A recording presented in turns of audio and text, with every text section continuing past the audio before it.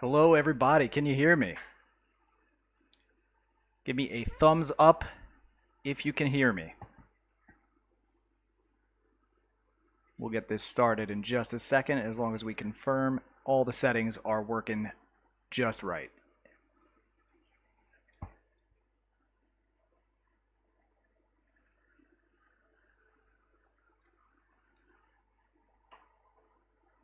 I've got a thumb from Ote.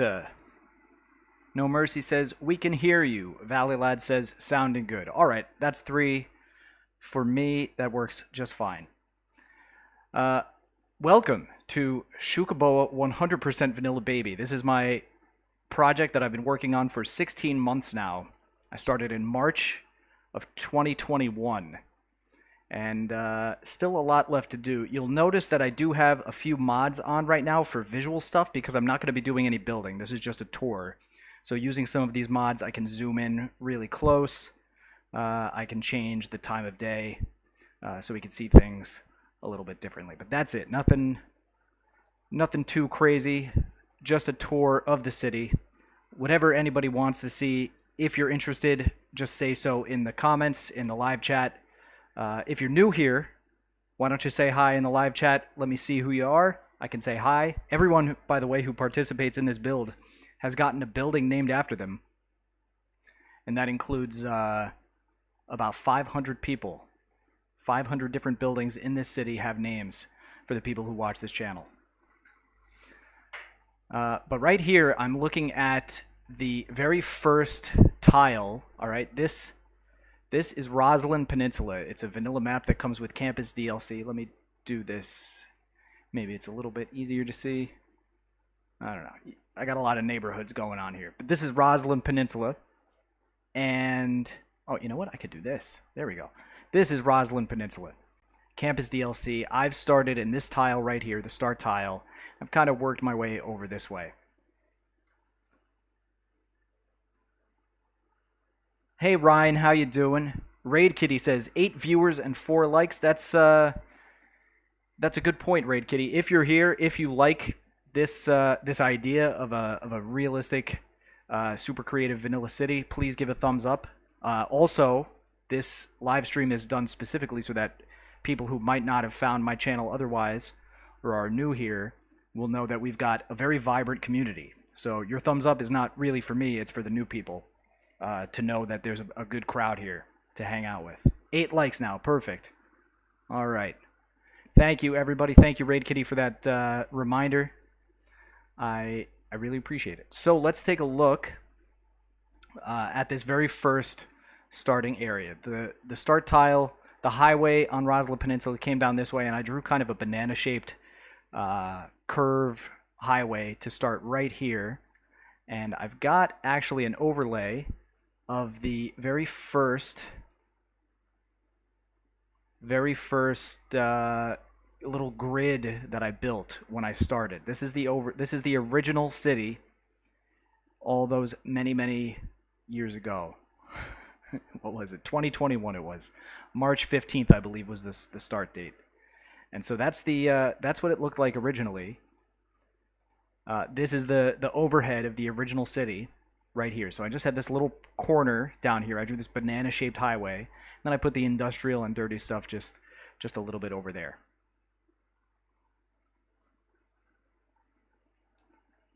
So I'll turn that off.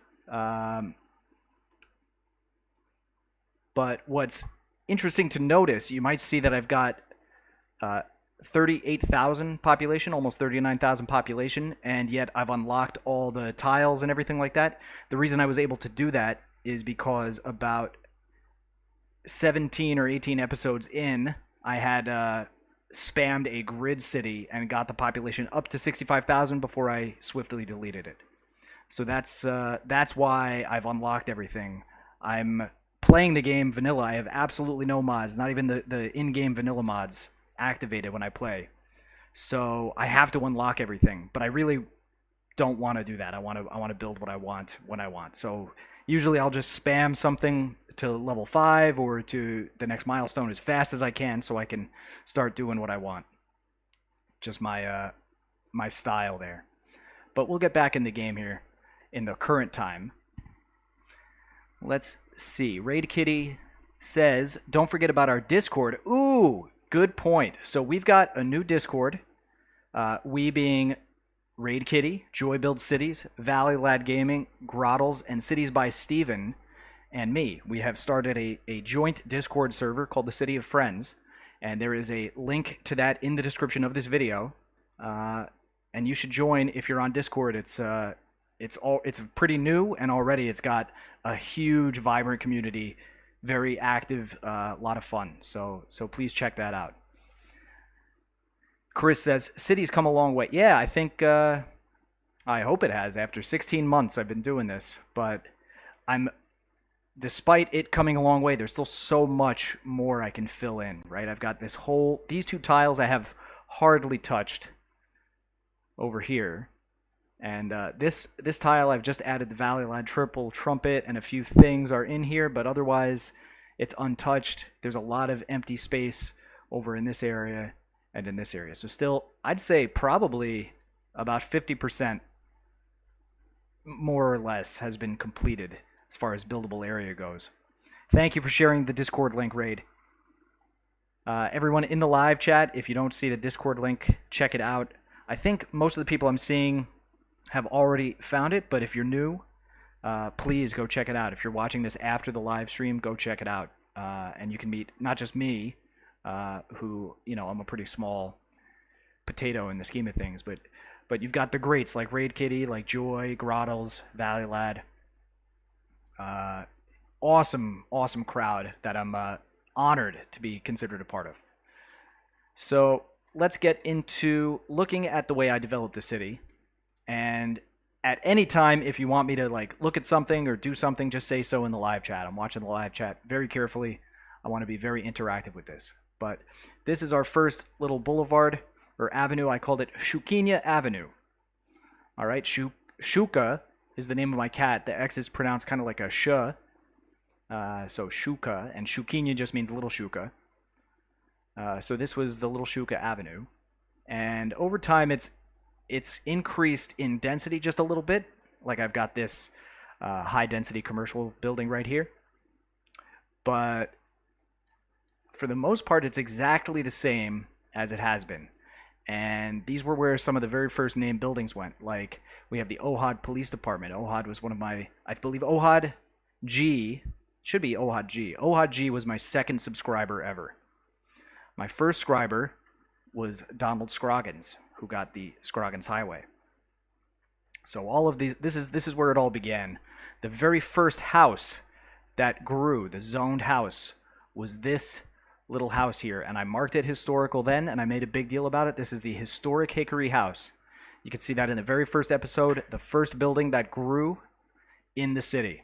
So I promised then that no matter what, even if I hate this neighborhood and I delete the whole thing, I will always try to maintain this house and stay here. Abhinav is here. Yes. Oh, yeah. We got Abhinav in the house. He's on a different time zone. Usually we don't overlap so well. Are you back in India right now? In Mumbai? Abhinav has this beach camp right here. Just so you know, when I name these buildings, it's a very personal experience between the people who are joining my channel and me naming them. I'll always remember who has a building and where it is. So Abhinav has this. Also, I believe the Brain Gamer Lifeguard Tower, his Instagram used to be called Brain Gamer, so he got that as well.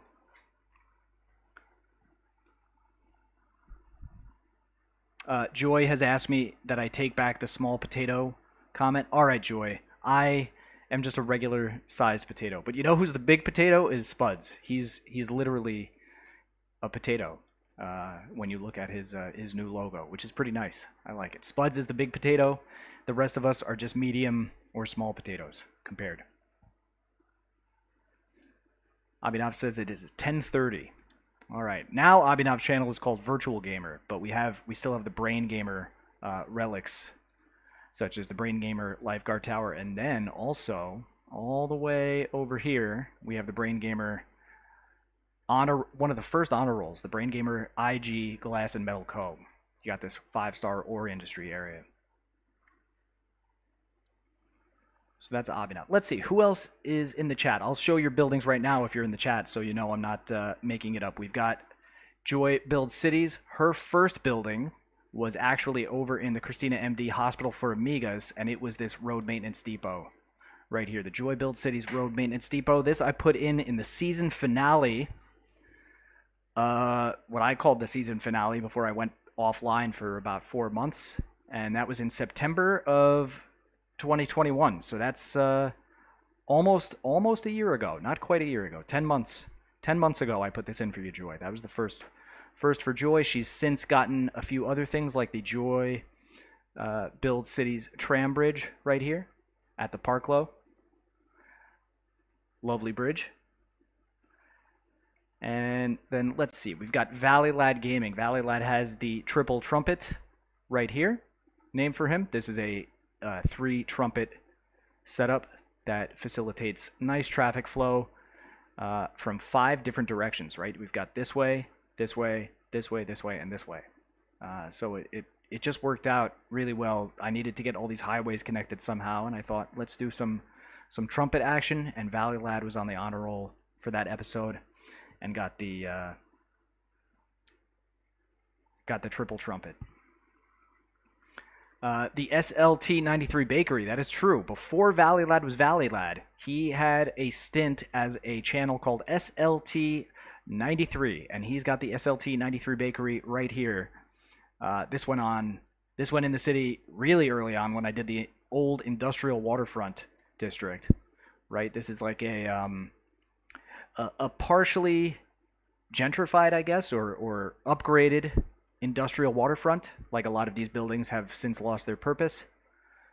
Like this one here, I put in this club asset from the Concerts DLC. So Club Carlos is right here. And you can see it looks like it used to be an industrial building on this waterfront, and now it's been turned into a club. But some of them are still making some industrial smoke. This is a European industry building right here. So that's one thing. Spuds is here. We were just talking about you.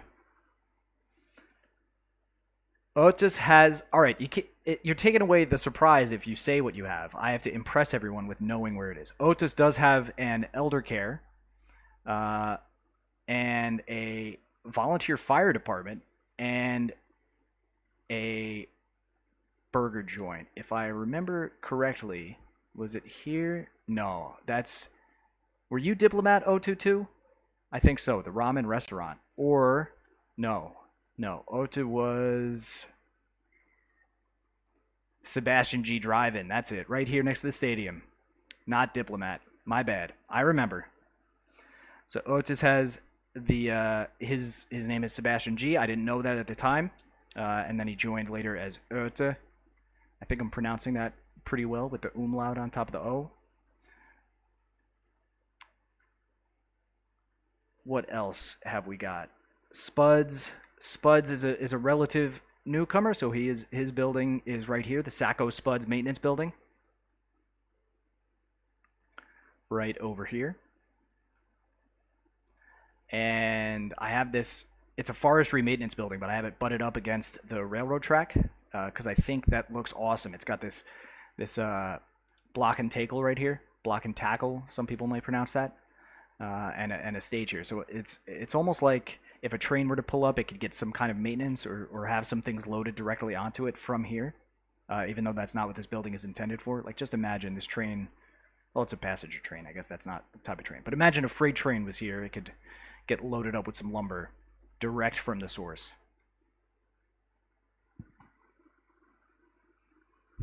All right, let me see who else we got. Chris. We've got Chris in the house, and Chris, also a relative newcomer, got this police station right here in Isla Isaura, right? This pretty prominent location right by the city hall, named for O Constructor. But Chris has this nice European-style police station next to also the palace of Shuk the Cat.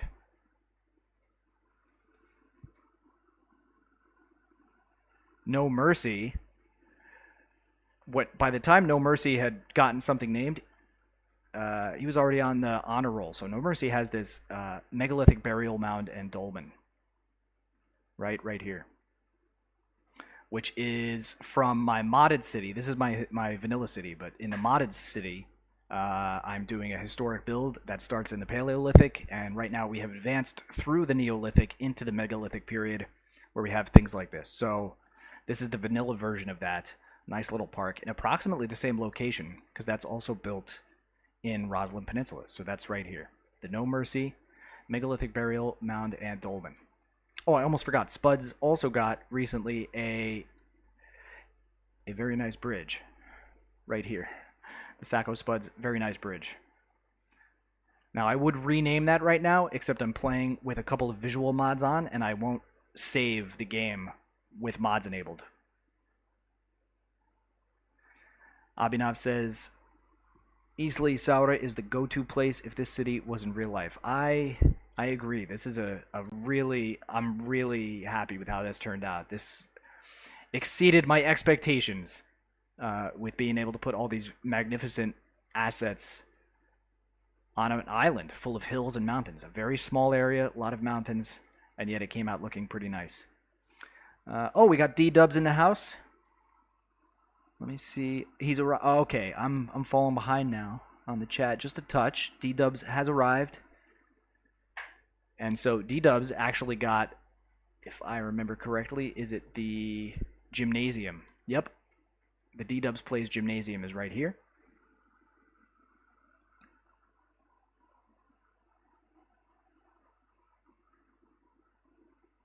And Raid Kitty, I almost forgot Raid Kitty. She was one of the first people in this live chat. Raid Kitty, when we met, I was working on Bookmark Hill, and she got this very prominent public library, the Raid Kitty Library. Thanks, D-Dubs. Yeah, I remember years ago playing the game and really trying to make something of this, and no matter what, every time I placed it on the coast, I just was not satisfied with how it looked. It was just too square, right? Too boxy. But then I thought, now that I'm living in Portugal, in Iberia, there are an abundance of castles, not unlike this, on hills that overlook strategic waterways. So I was thinking, let me just take what I know from living here and do that. But yeah, it came out pretty good. For those who didn't see how I did this, the trick is to dig a little hole. First, make a mountain, right? Make a hill. Then dig a little pit inside of it. Fill it with water using the freshwater outlet. You can put any waterfront asset. So this you normally can't place on the land, but here I did because I put water. And then when I remove the water, it's still, everything's fine. For those of us in the LCC, look who just joined. Oh, I gotta check real quick. Wow. Nice. Bon B just joined the LCC. I mean, not to reveal the secret there, but that's pretty cool.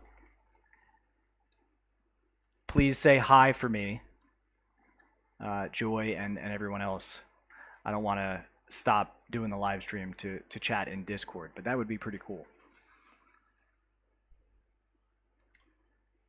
Larry Skylines, is he in the chat right now? He was before, but Larry Skylines got this CS1 news station, and this is when the famous phrase "Who the hell is Larry?" was coined. Was when I put this down. I really had no idea who he was, and he had done a video about my video. He did a review about my intro, and I was like, who the hell is this guy reviewing my video? So since he does his news stories, he got this news station, and also he had made me a special park in the Steam Workshop, the Xucaboa Gotta Go Park, so I made him the Larry Skylines Gotta Go Park over here.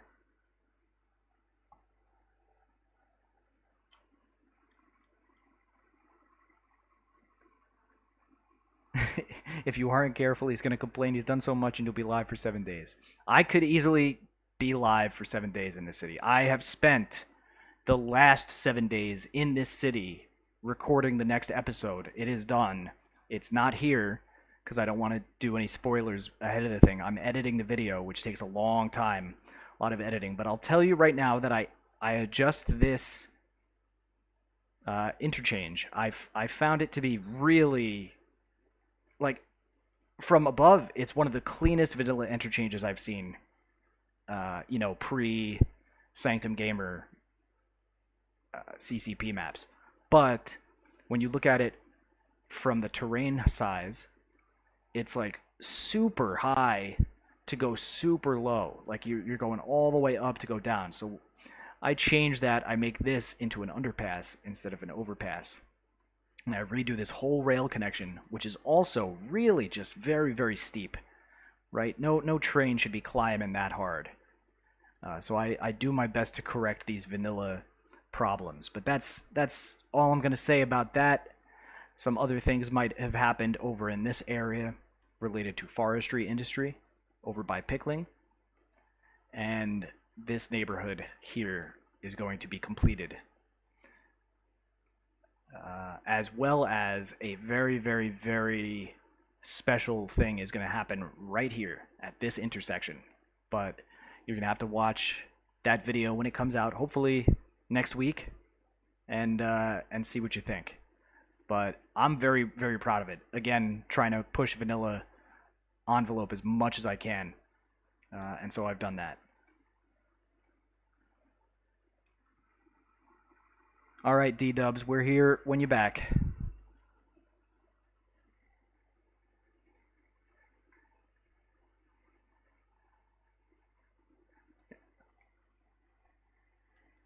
So here, I forgot to even show Lake D-dub, which is a big deal. I was like, oh, here's D-dub's gymnasium, and then I forgot that he's got a lake right here. This lake was in my last video, the Bison Time video. And it took a little bit of figuring out, right? I was so close. Let me close that out. I was so close to getting the perfect balance of depth versus shallowness so that the water could pool and then evaporate before it overflows. And I think it's like, I'm probably 99%. It takes several game days, if not more. But eventually the water does raise up just 1 meter. And I put in this bilge pump gauge right here. And then, oh, what happened there? I put in the bilge pump gauge, and then the water pump trucks, the vacuum trucks from the water pumping facility will come and drive to this little tiny piece of dirt road that is just submerged at the node. When the node is submerged, it's all right. And when the node gets just past the node with the water, then the truck comes and pumps it out. Really pretty cool. I had originally thought of putting in like a water pump tower, but it creates a really big current, right? Because I've got down in here buried deep this freshwater outlet. You could hardly see it. And it would, if I just had the pump continuously running, it would just suck the water, and there would be this like big current going from here to here. And it just didn't look right, so I had to come up with this alternative method. I'd say overall that took me about 7 hours of playing around with before I really figured it out. But I got it. It worked out, and I got to use this cool little floating cafe, the John N. Floating Cafe, which I wasn't sure if I'd ever use, because to be honest, I wouldn't want this on the open sea. It has to be in a protected water area. Like this bay could work, but we've got cruise ship mania going on over here.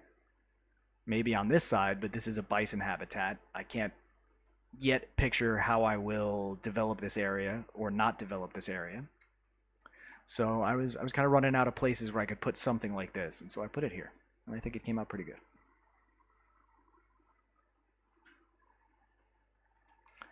Thank you, No Mercy. Yeah, I tell you what. Since I've started this game, right? I'm not a vanilla purist. I'm not a vanilla even enthusiast, I would say. I started this at the request of my friend Isaura, for whom this island is named. She was the administrator of the City Skylines Vanilla Facebook group, and I was like, yo, I want to start a YouTube channel. And she said, oh, can you please do a vanilla? I said, I don't know. That's pretty lame. I've got all these cool mods that I want to use. And she convinced me to give it a try. Since I was like a brand new channel, I could give it a try. And I had so much fun doing it that it's become like my pride and joy. Really, I love this city so much, and I've spent hours and hours and hours just sitting and watching how things work to really figure out the vanilla mechanics. Like if I were to change this building, this house here, I would just sit and wait sometimes for 5-10 minutes to see how the population around it changes. Do people start using different things differently? You know, if the building's leveled up versus a level one, all these mechanics. Oh, Larry's here. All right, perfect. Chris, thank you very much. That's very nice of you to say.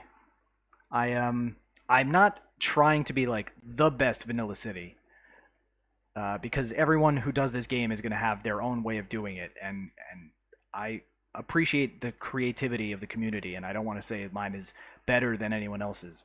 I do think mine is really good. I want my city to be really good, and I want to be proud of it. You know, I spend so many hours and days and months working on it. I want it to be a real reflection of the effort that I put into it, that it comes out as a nice and impressive vanilla city. But it isn't my goal to be the best. Like, I'm not competing with anyone, even a little bit. Right? I will say though, I have seen some cities that are objectively bad, but that's okay because people are learning the game. I don't know what stage of figuring things out people are at. Also, people like playing the game differently.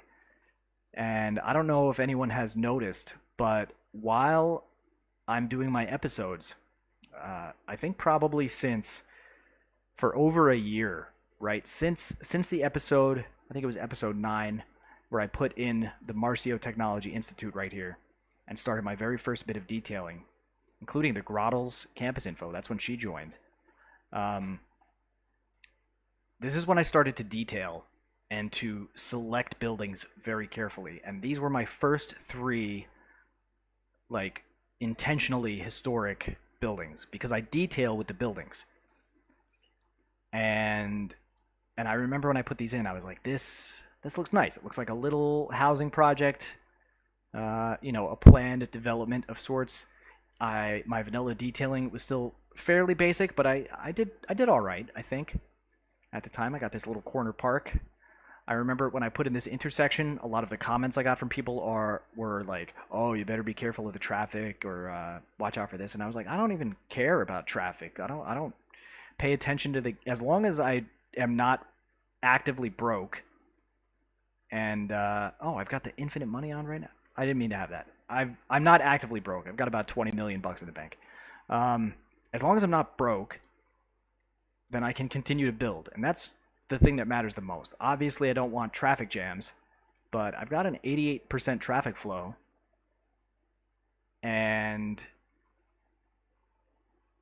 like, I didn't really try too hard. The only thing I do is, like, when I build and I sit and I wait. So I really want to see how things are affected by small, subtle changes. Like, even just a tiny bit of changing in zoning or in road layout can really have a macro impact across the city. And so I often, like, off camera, I'll just sit here and, like, change a little thing and see what happens.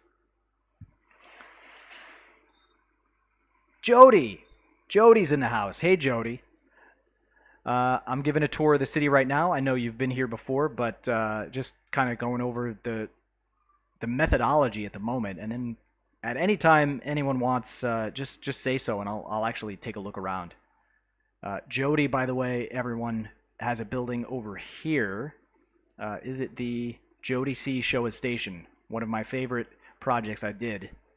And this came from a suggestion by Joy Build Cities, who said I should do a Coast Guard thing. And I was like, well, I don't know if a Coast Guard station really makes sense on the edge of this cliff. So I made this whole harbor to accommodate such a thing. And I created this Showa Station, which is like NOAA, the National Oceanographic and Atmospheric Administration. Here it's the Xucaboa Oceanographic Atmospheric Administration. But Jody Jody Cox has this building. It's a pretty cool one, and I used the tower to like be a lighthouse or an aid to navigation. Because just outside of the playable tile, I've got this dilapidated lighthouse, which, if you look at it, is not lighting up anything right now. That's, in fact, I might call that a hazard to navigation. Almost. You know, during daytime it'll be fine, but at night that's useless. So here we've got something. It's as close as I could get to a lighthouse in vanilla, except for these little navigation towers I put in, like this Joey K navigation tower, and I've got the Fitrol navigation tower over on the other side. Fitrol 7 navigational tower right here. So these are kind of aids to navigation, right? I'm a boat guy. I work on ships, and so the vanilla ship mechanics are disappointing, to say the least. But I'll try to get as close as I can get to something that makes me happy. Like when those cruise ships come, wherever they are. There's one out there, but I see them all waiting over in the distance. They're coming. That's just horrible. Why? That's such an easy thing to not have happen, and yet it happens. That 100 ships will come at once.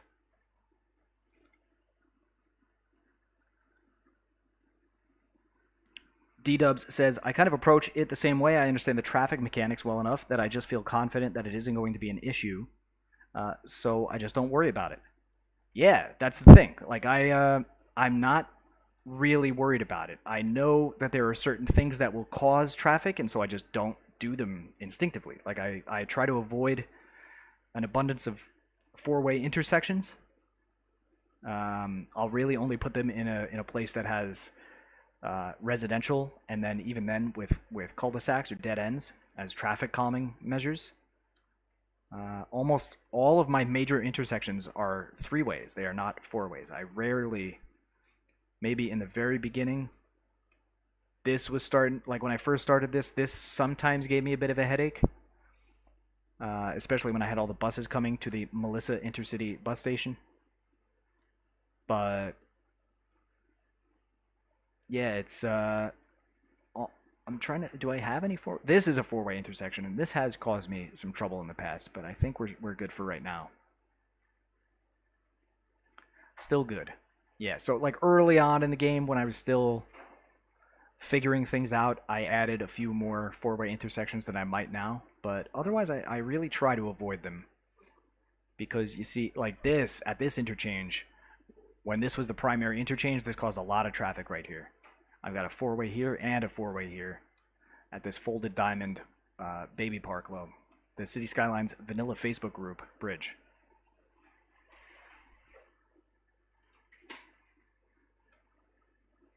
So I think that'll stay for right now. But this intersection right here, this four-way, I plan on changing. I've worked probably a dozen times different versions of what I will end up doing with this dirty area, the Xucaboa, which means bad Xuca in Spanish. I've got, as little pollution as I can right now. I think my garbage processing is still in the green, yeah, and it's these 4 recycle centers, and I've got one blended in over here, and I've got one in the milkshake oil refinery right over here. So try to blend them in with other pollution causing things, and also they do produce some raw materials. So I'll get a little bit of oil and wood and ore. I don't know if it makes crops, but it'll create some materials. So I keep it where materials are created. It's just a little bonus, and the pollution is hidden with the other pollution. But this, I want. This was like a temporary thing over a year ago, and it's still here. I haven't worked my way into the Felipe G National Forest too much. But I've got this highway going over here. It's elevated parallel viaduct. It's based on the OH, or the H3 rather, in Oahu, which I've learned is actually a cursed highway project that a lot of local people really don't like. But like it or not, it is interesting looking. So I made this interesting looking viaduct through the jungle. This allows all the bison and cougars that roam this forest to climb the mountains and get over into this area. But I've got this tunnel is still disconnected. It doesn't go anywhere. No one's using it. The project remains unfinished, as does this Dean Webb Observatory Challenge. Let me check the chat real quick.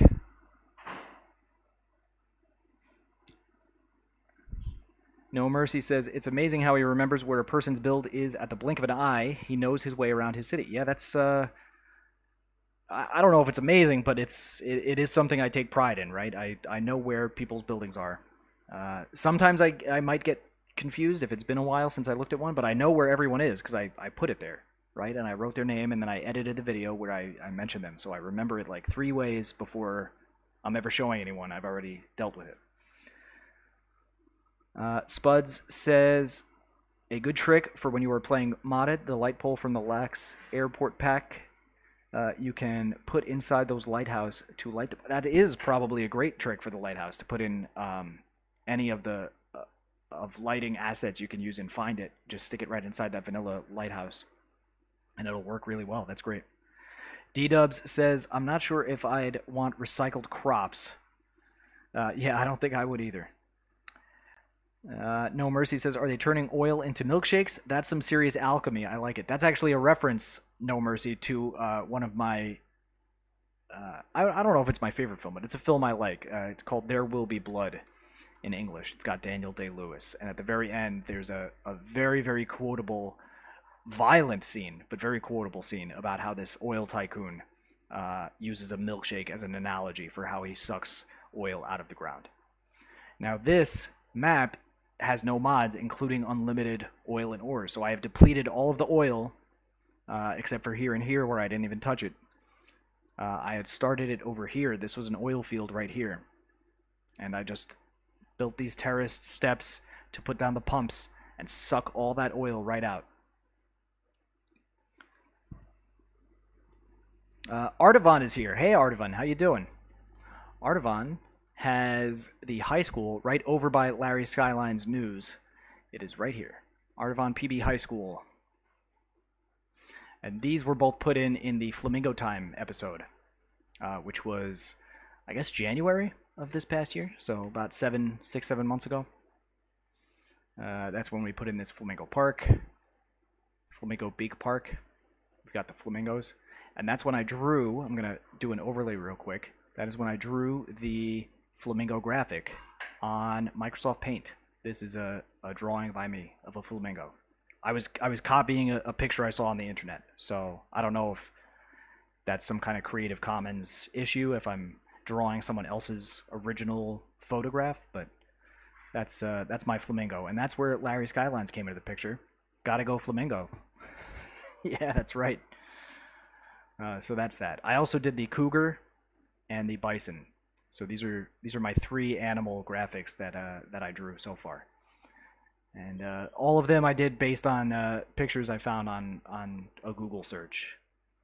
The cougar was really interesting because it had way more colors in its face than I expected. I just expected kind of like a brown tan thing, and it's got all these shades of blue and violet grays, like all kinds of little subtle tones, which make it really cool. The bison also had some interesting colorings around its snout and on its head, but let's not talk about that. We're talking about the city.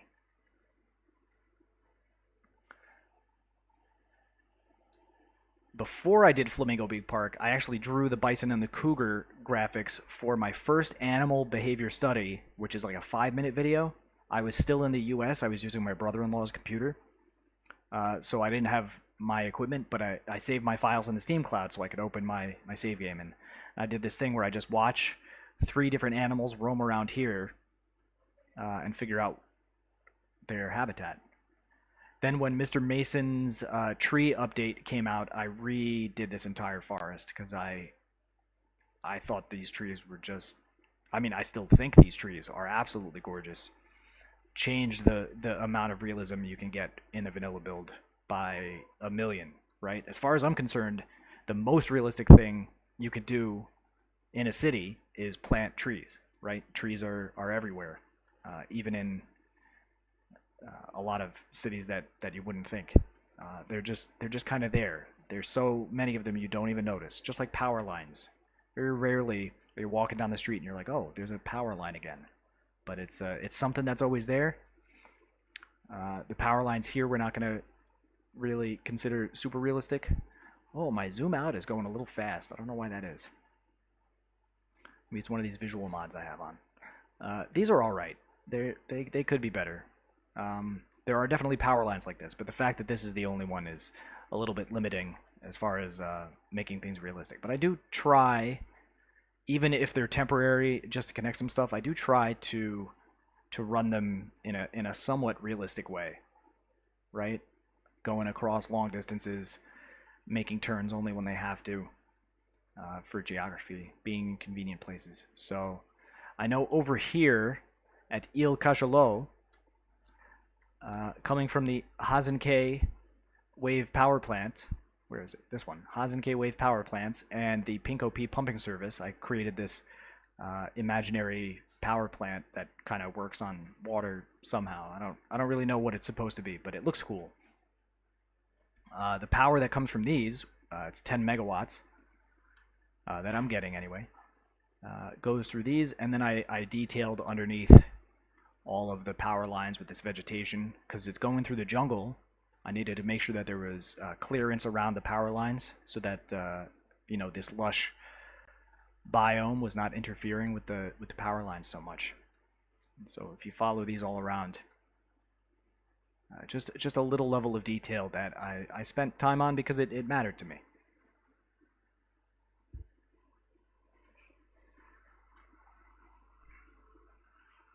Is someone talking about coffee? I could go for a coffee right now. I've been up a lot today. Like I woke up way earlier than I normally do, and I went to bed way later than I normally do because I was working on editing the next 100% Vanilla Baby episode, and it was just I'm out of time. It takes me way too much time to edit these because I want them to have a lot of content in them since I don't make a lot of videos. I try to pack them full, and if I do it wrong, it's going to be so fast and nauseating, no one will ever want to watch it. So, Larry Skylines says, there's not an inch on that map that doesn't matter to you, meaning me. Yes, that is true. Every single spot I want to say I've looked at and considered, and this is the city you see, right? The city that I've hit save and published to the Steam Workshop, right? All of my videos, at the end of the video, I'll publish the save file to Steam. Abhinav, have a good night. I'm glad you made it, buddy. Really, really am happy. He's truly one of my OXGs, my original Xucaboa gangsters. Since the very, very beginning. He's been around. And I know Abhinav from the City Skylines Vanilla Facebook group. Is how we got in touch. So yeah, he's got this beach camp, which is a nature park asset, the camping site #1. I thought they look like little beach bungalows. They've got this it blends well with this sandy beach, this soil here. This beach, Shukinya Beach, was one of the times. It's not the first time I went crazy with forest detailing was Compass Hill Park, and I'll get to that right after, but this came right after. And the biome changes quite a bit from the top of the hill to the bottom. But I wanted to have a tropical beach, like the original map has very tropical scene going on right there. Let me show you what I mean in that screenshot. You can see the vanilla trees are just pure palm trees over in that corner. That's that area. There's a couple of green trees, I think, and some of those palm bushes and palm trees. So it looked kind of ridiculous. Like it's just this rectangle of forest and then absolutely nothing. So I was like, when I'm doing it, I want it to look, I want to respect the character of the map and have this be a tropical place full of trees. but I really wanted to make it look better. So what I did is I turned this into a forestry district, the Xucaboa Beach Palms. And if you look, what's the right tab here? I think that must be this one. Nah. All right, it doesn't matter. I've got, these are tree plantations. These are palm tree plantations. And I put right here the forestry main building. Goes right here. It is like a little log cabin. It's got this big open area. I thought it looked like more like an administration building for these beach bungalows than for a forestry processing place. So, you know, I was able to get some forestry industry going by putting these here. Otherwise, I didn't put in any other types of forestry assets, just the main building and these tree plantations. And then I blended them in with some of the other vanilla trees at the time. This was pre Mr. Mason trees. And here's a trick that I actually don't talk about too much. And that is the way I detail forests. Once you lay down a forest, you have a lot of ability to just like bump the terrain up and down and make lumps and dips. And even with the plantations, you could really get a lot of texture in the canopy by doing that. So everything's not a uniformly heighted tree. So I did a lot of that over here. And it's not immediately apparent because the trees cover all the terrain underneath, but it really makes the canopy look interesting, I think. Let's see. Chris wants a cold hop soup. I could go for, you know what? I had some gazpacho the other night. That was pretty good. Some good cold soup. Too late for coffee. Abhinav has gone to bed. D-dubs, every inch of my city matters to me. I just don't have the impressive skill level of Xucaboa. Dude, you don't have to keep pumping me up like that. I appreciate the compliment. It's very nice. But no, I think there are some people who play and they're not interested in every little nook and cranny of the city, and that's fine. You know, it's not you could play this game however you want. And some people want to play it, though I call it like almost like Tetris style or city management style, where you just, you know, blob stuff and try to get the best percentages you can, the highest population, the closest to 100% traffic, the biggest budget, and that's a perfectly fine way to play. It's definitely not the way I play, and there are others like UD Dubs. I would say you don't play that way either, but if people do, that's fine. They don't care about the details. They just care about the challenge of creating, you know, getting those numbers up and doing things like that. And that's fine. It is a hard game to do that quite well. It takes a lot of learning and skill to really do that well. But for me, I want this is art, right? I'm just painting a city, as Dean Webb would say, city painter, hashtag city painter. So, oh, Felipe Gomez is here. If you are a vanilla player and you never heard about Xucaboa, you're doing it wrong. Yeah, I guess I'll say that. All right. If you are a vanilla player and you haven't heard of me, you're not doing anything wrong. It's me that's doing it wrong. I should advertise myself better, right? The algorithm does not favor creators who take weeks between videos, or who, you know, say vanilla. If you say the word vanilla in your thing, like, you lose 75% of the people who would ever watch your video. And it's a shame, because I'm trying to make the least vanilla, 100% vanilla city anyone's ever seen in their entire life. But there's no way I can, you know, you can't figure that out until you watch my video. And without being overly clickbaity, I can't get people to watch my video. But here is the Felipe G National Forest. He is one of my original Xucaboa gangsters. And originally, before he was on the honor roll, he got the main entrance, the Felipe Gomez campground. So that is where he originally had a building, and now he's got the whole forest.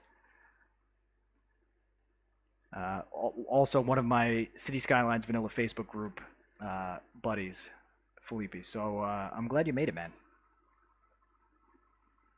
It no, it didn't burn to the ground. Your national forest is not burnt to the ground because I have fire spreading disabled. I cannot tell you just how quickly this entire map, not just the forest, but if one tree here were to catch on fire, the entire city would become an inferno in less than a minute. Yo, it's Joe Franta. Joe Franta is one of my real life shipmates from the cable ship. Joe Domestic. We got him in the house. RV hookups at the campground. I think so. Joe is known for traveling around the United States and elsewhere in an RV camper. So I imagine this is him right here. We'll just name that Joe F. Camping Like a Boss. There you go. And so everyone knows, Joe started he's got a YouTube channel where he shows life aboard ships. Ships like I work on with him, but he's great at making videos about it, and his channel's really started to do quite well. So check it out. Joe Franta dot ship is now his channel name. He's got this fresh fish market right here in the fish market district. I thought it was a good thing. Joe's kind of a smelly guy, and you know, a fish market is kind of a smelly place, so it fits together quite well. Yeah, man, I'm glad you're here. We had the misfortune of just missing each other earlier this year. His ship was at a dry dock in Xucaboa in Portugal, which is, you know, like a just about a 45-minute trip for me from Lisbon, but because of pandemic restrictions and other things, we just couldn't meet up, and he had to leave earlier than expected. So it was a disappointment. But I'll catch you next time, buddy. Let's see what else people are saying in the chat. D-Dub says, I've always liked the tree palette to get size variation. Never thought of using the terrain to achieve that variation. Yeah, the terrain is great for giving like a lumpiness to a forest. And even just a little bit makes a huge difference in how it looks. Because, I mean, if you look, when you put trees down without terrain, it's pretty flat, pretty level. But when you add dips and bumps, it changes the landscape so much, and it doesn't hurt anything because you don't have buildings in these forested areas, at least. Jemson's here. Jake Jemson, rookie engineer. For those who don't know, Jake's got a channel where he does reviews of other cities. That's how he started, and he's got his own city projects, which are really quite nice. And he's named an area Xucaboa Bottoms in his most recent project. So check out Jake. He's got this highway loop, right? Because he reviewed it in one of his videos. This highway that goes all the way around Il Cachalot is now the Jake Jemson highway loop. I think I can show it like this. Here you go. So this goes all the way around. It's shaped. It's called Il Cachalot because it looks like a sperm whale, which is cachalot in French. It's cachalote in Portuguese. It's cachalote in Spanish. In English, it's sperm whale. We got a shitty deal with that, but that's what it is. So this highway goes all the way around it, and it looks pretty cool. His original building, though, before he was on the honor roll, was this high school up in Mr. Mason Falls, the Jake Jemson High School. He said he royally screwed up my city review, but he'll reduce. Oh, Valley has left. Take it easy, Valley lad. I'm glad you popped in. Yeah, Jake, when Jemson had reviewed my city, he did the thing I was just cautioning everyone about, and that is he left fire spreading turned on, right? So the second he was looking at this area, the whole place spontaneously combusted and burned to a crisp. It was just gone. You would need thousands of helicopters, fire helicopters, to put out that fire, and we didn't have that. The only fire helo depot we have right now is the Hubble Fire Helo Depot, right here, named for Chris Hubble, who's a fellow YouTuber. He posts very infrequently, but we had a good professional relationship as far as talking about cities goes. We were chatting it up quite a bit back in the day. I haven't seen him in a while. Fitrol Fitrolset is here. Fitrolseci, sorry, with the Brazilian accent. Fitrolseci, we already looked at his navigation tower. O Torre de Navegação de Fitrolseci está aqui.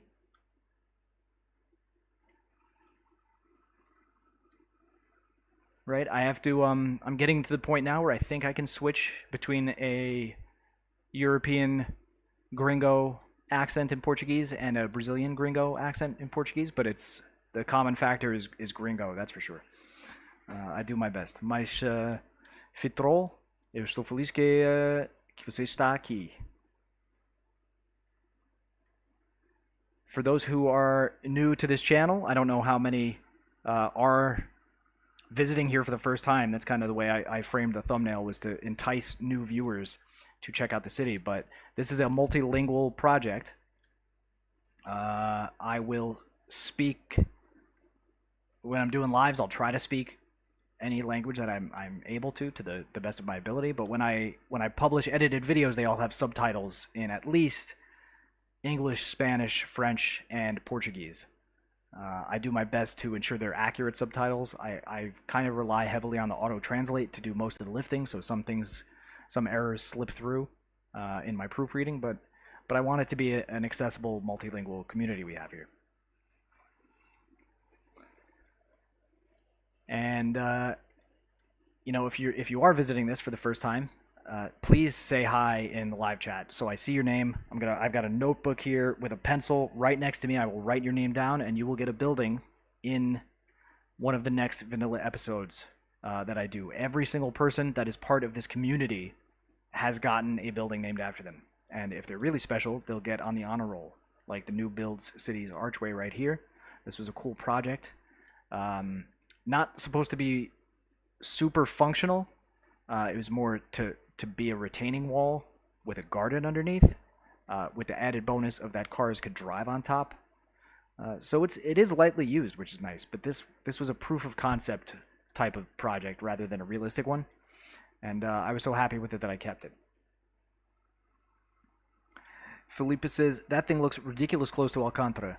If you're talking about this, I did heavily model this neighborhood off of Alcantara, including the Cajis tram depot, the Electricus that come here. I know there's no clock tower in Alcantara, but it was a good spot for it. And then this neighborhood here is also heavily based on Alcantara, the mid-rise area that goes by the bridge. This would be the Ponte, that's Brazil, the Ponte 25 de Abril, or a Ponte in Brazilian Portuguese. Here, it is named for a Brazilian, though. It is the Bruno B. Bridge. Bruno is the constructor, and he got this bridge after my 100 subscriber special. I had, right before that, I had built him a bridge, the Ponte do Construtor. The bridge right here was named for him, and then in the 100 subscribers special, I forgot to include the screenshot of this bridge. Like, it's the only one that somehow didn't make it into the cut. And so I felt so bad. I'm like, I'm going to give you the most, you know, skyline-ish piece of bridge engineering I'm going to have in this city. I can't imagine I'm going to have a more bridge than this. This is as bridge as it gets.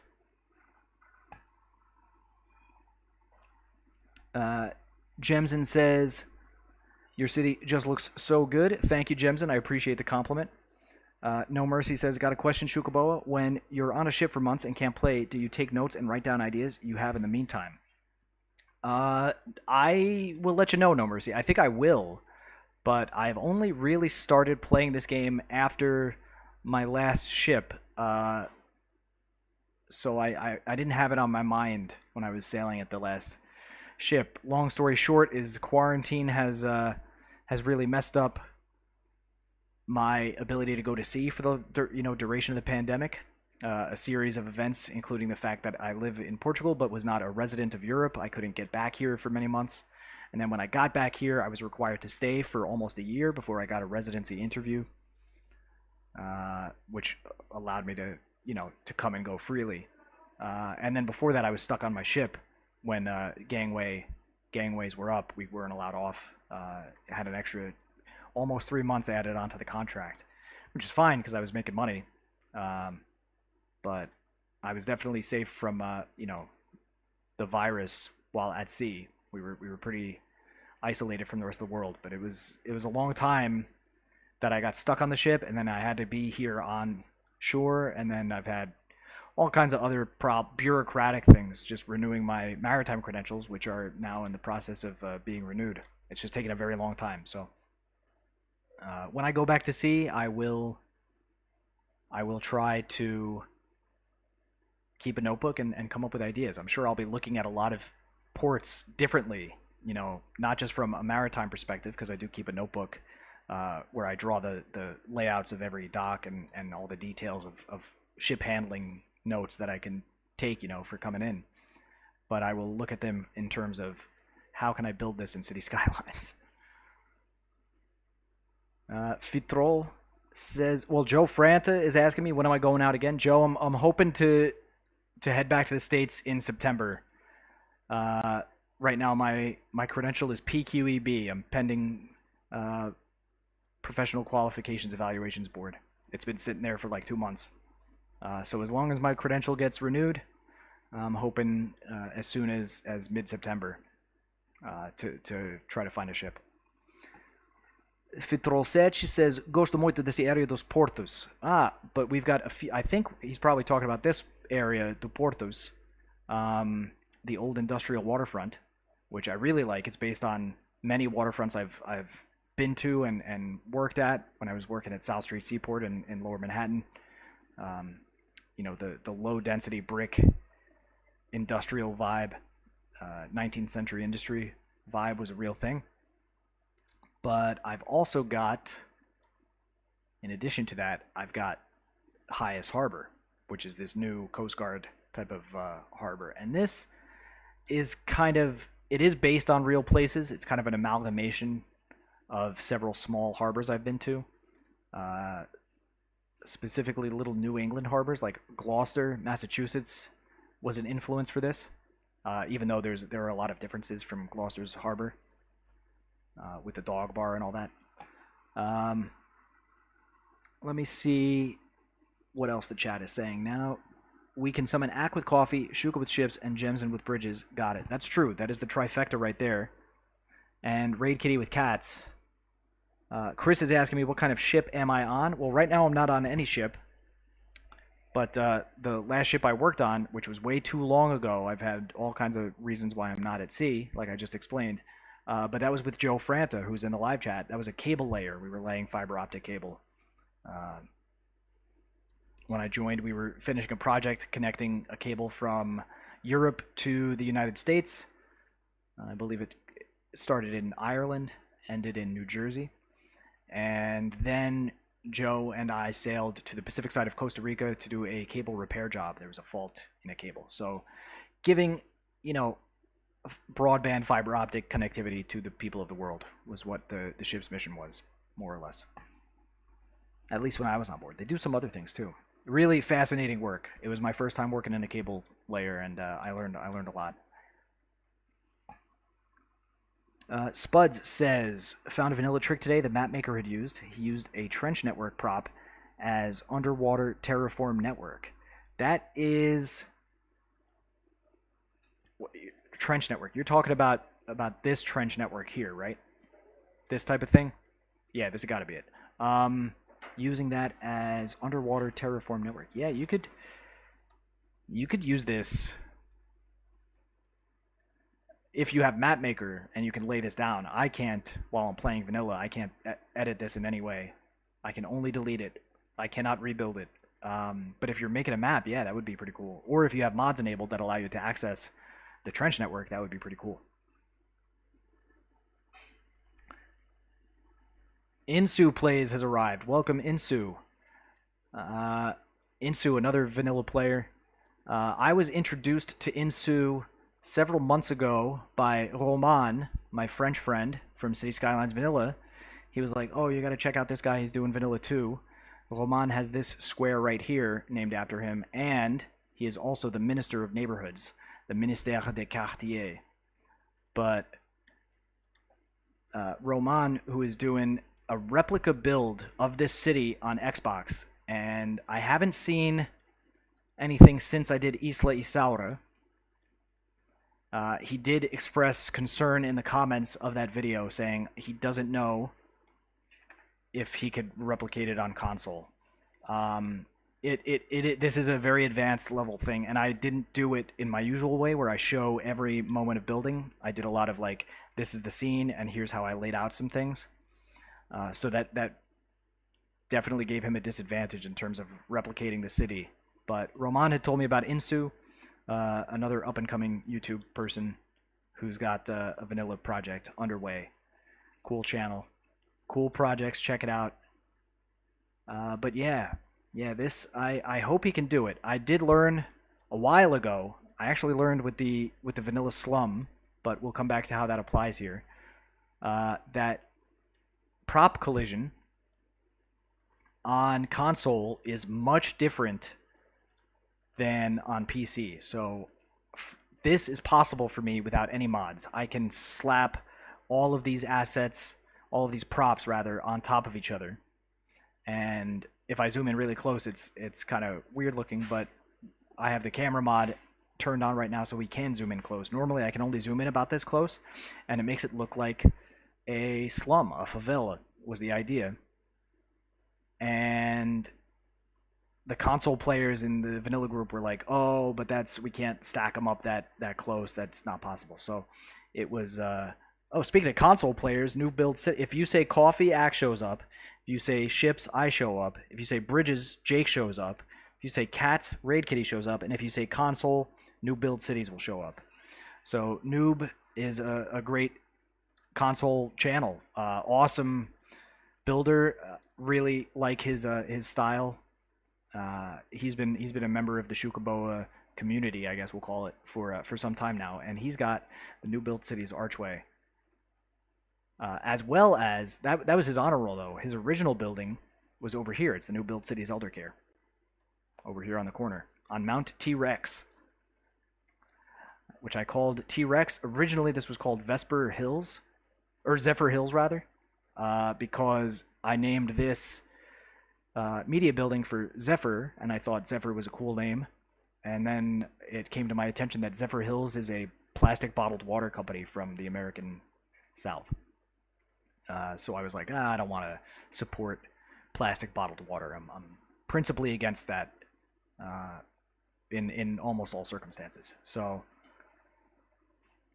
we renamed it Mount T-Rex because I was hanging out with my nephew on a FaceTime call, and he is of the age where T-Rex is the most important thing in the entire world. So we named it Mount T-Rex for my little nephew.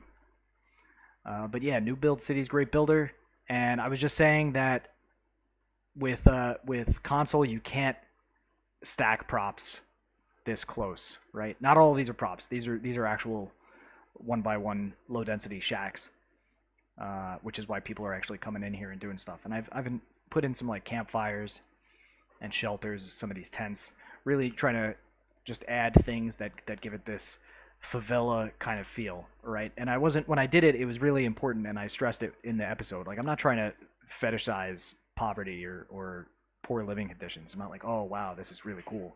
It's probably much cooler to live in a nice house than live in one of these. But these are real, and millions of people around the world live in conditions like this, and I don't want to pretend that they're not real.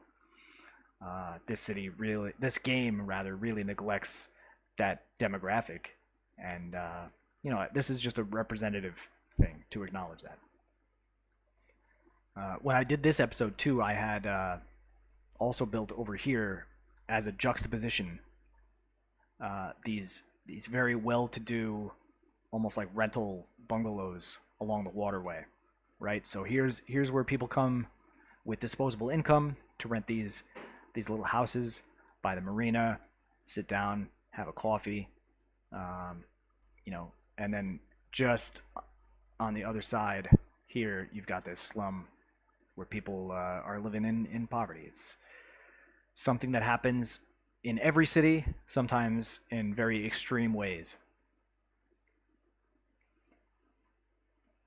Insu is asking me, where do I get all these props from? What category in? These are a variety of props. Some of them are from Park Life's DLC. A lot of these are park props, and you see I kind of stacked like all these vans on top of each other. These food truck things. Wow, zooming in this close, I can see it says Chirpers Frosty. So I've got that. I've got the yakisoba noodle thing. I've got these from the amusement park. I believe these are amusement park props. This newsstand prop, logs. Like I just slapped anything that looked like from this distance it kind of resembled corrugated roofs. Noob says another good way to make slum-like homes is making light-density university city-style buildings historical at level 1 and 2. Those zone in on 2 and 3 dimensions. Yeah, that's a good point. Those are really ugly buildings. They look quite dilapidated. And this is something that console can do that PC can't. And that is you can choose University City as a style, whereas on PC, for some reason, they neglected to add that button. So you just have to randomly wait for those buildings to spawn. I think I have a few saved. No, I had it here. I deleted it. I've changed it for this. I used to have one over here. I remember it. It was like the first time I really saw it, and I was like, oh, there's a broken down truck and a pile of garbage in the lawn. Joe Franta says, don't forget to add a Cove Haven type resort. Yeah, buddy. I don't have that just yet. But let me think. We have some resortish possibilities. I think this is a little too small to add a resort in the future. There is a... This isn't really Cove Haven-like, but right here, there's a CCP resort hotel. We'll just slap this down real quick to show you. Looks like this. It's a Japanese asset. It's not super luxurious looking as a resort. It just kind of looks like a big office building or a hotel, but it could be something. Cove Haven is much different. You know what, though? I do have something that kind of counts like that. Over here. Here you go, Joe. I've got the Michelle's Birds and Bees, which is the bird and bee haven, right? They made a little English language joke right there with the birds and the bees. You've actually got storks. If you zoom in close, you can see these are storks. So another level to the birds and bees joke going on, but they have birds, they have bees. And then right across from it, I've got Kyle's Birds and Bees B&B. And this is very much, this hunting cabin is very much like a building you might see at Cove Haven, which is a resort in the Poconos in Pennsylvania that both Joe and I are familiar with. Jemson asks, are we doing a 9-hour stream? The answer is yes. New build cities into plays on PS4. The props are in leisure tab. All right, there we go. So there's the answer. Felipe Gomez says, you have the money. You can rent the bungalow near the beach, but the city mayor doesn't asphalt the road because he has a car wash business. That is a good point. I did make this kind of a beach bungalow rental area, and I left it as a gravel road. And that was because I used the gravel road along the beach so that I could connect certain things like these tourist buildings with the beach umbrellas. I got 4 of them there in a row, and I needed a road on the beach to put those. So I used this road, and then I just continued it. But I did put a paved path right here in front of the marina and the fishing pier and this area. Otherwise, all these houses have gravel underneath. So it blends right in with the road. That's why I made that choice. I knew it made sense at the time.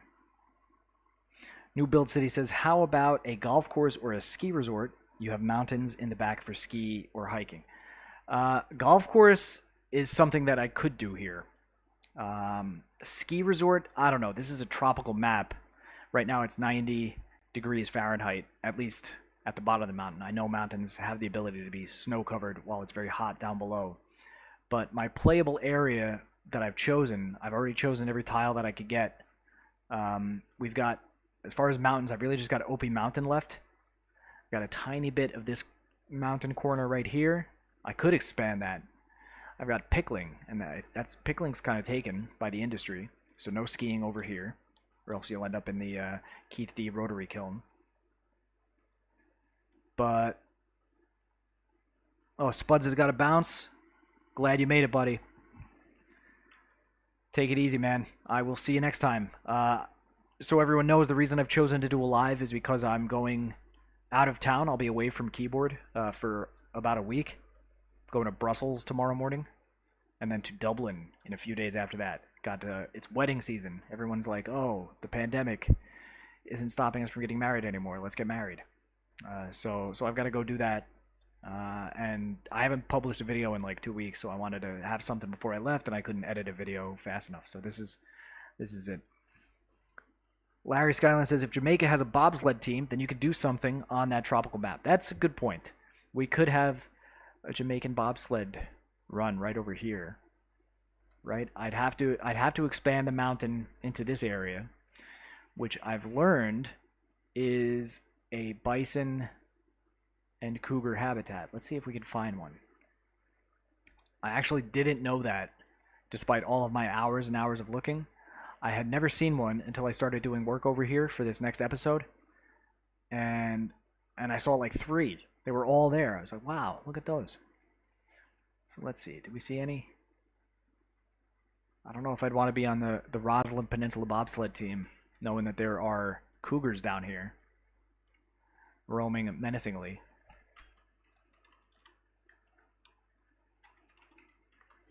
Here's a menacing cougar. But we could rig something up. That's a possibility. Insu is asking, what's my traffic percentage? So I was showing this a little bit earlier. My traffic percentage is hovering between 87, let's say 86 and 88. I think it sits at 87 most of the time. But this is the road layout. And I know the neighborhood names kind of get in the way. I've got so many now. But I was saying, like, I don't really think about traffic so much. I'm not playing the game as much as I'm modeling a city. But I do want it to work, and I don't want there to be horrific traffic backups. So most of my main interchanges, or intersections rather, are 3-way. There are just a few 4-way intersections where I know there's going to be low density of traffic. This is a 3-way, unless you count this tram-only route right here.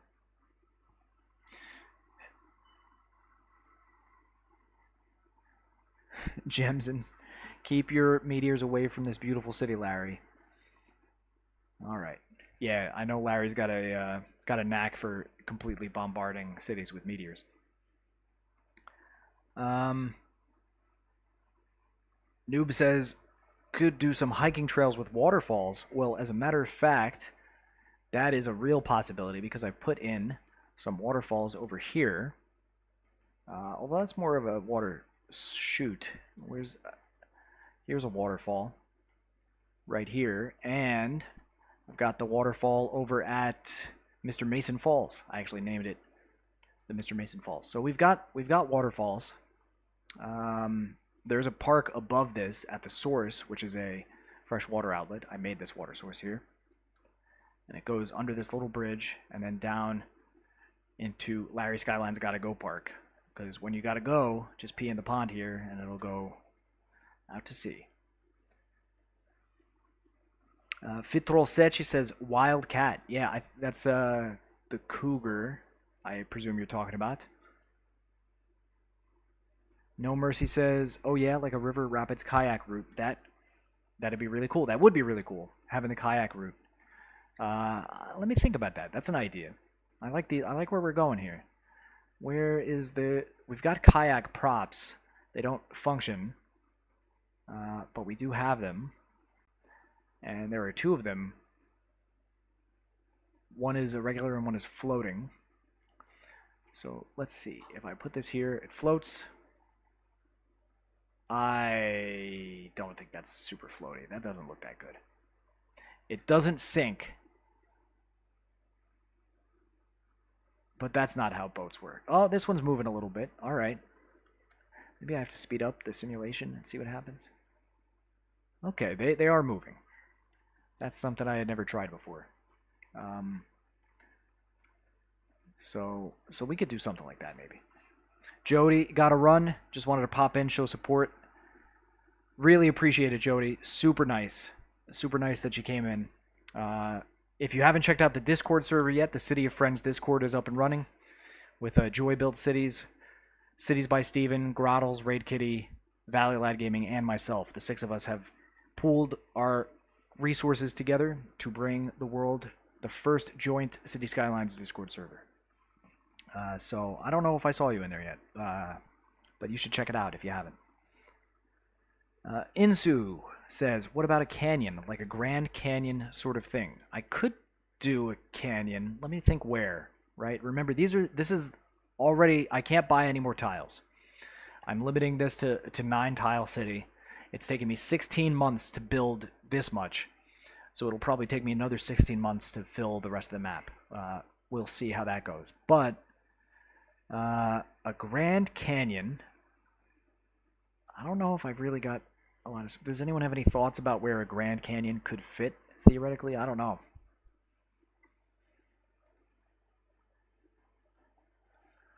I mean, I could do something in here. I've always looked at this. I thought this is really funny. This asset, I'm going to show you here now something that I always imagined doing and I haven't yet done. But I will. I'm going to do this in the city, so just wait for it one day. If you got this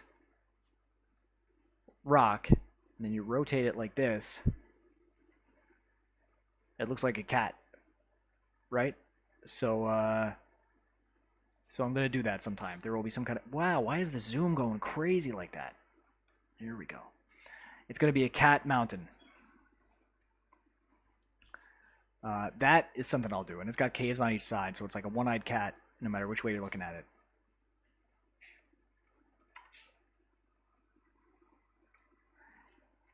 Canyon. I like the idea of a canyon. It could happen over here. I just have... I hadn't thought about that. Let me think. How could I do a canyon over here? Maybe... Stop putting these down. Maybe I could rig something up there. Like I could build up this mountain a bit.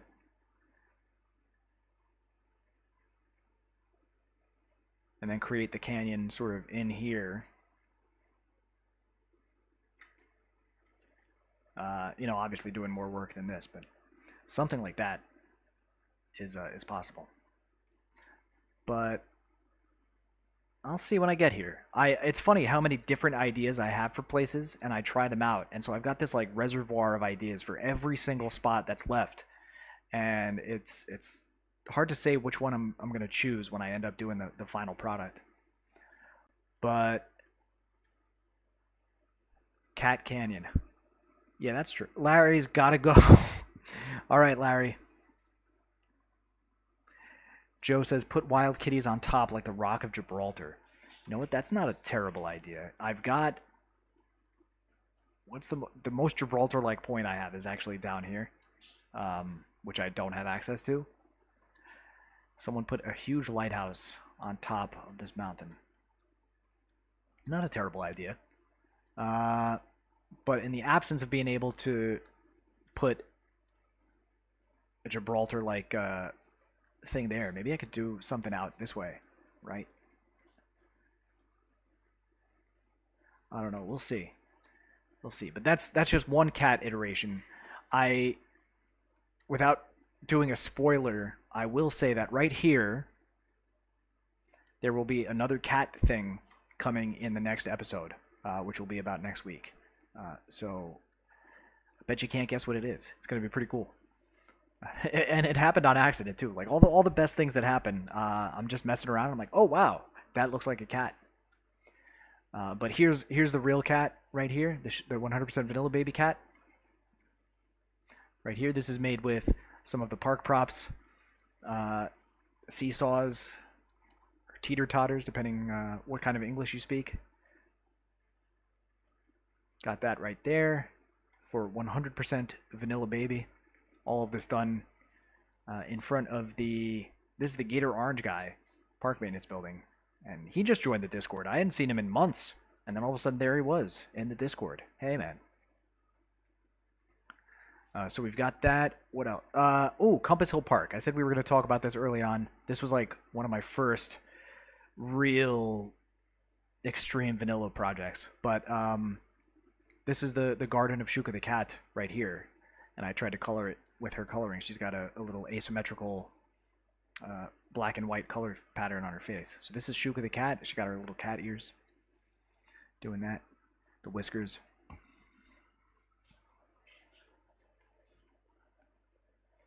Oh, I see I've got 28 votes on the poll. Let me, who's 4% say who the hell is Xucaboa? I don't know. If you haven't answered the poll, I'm curious. Is this the first time you're seeing me?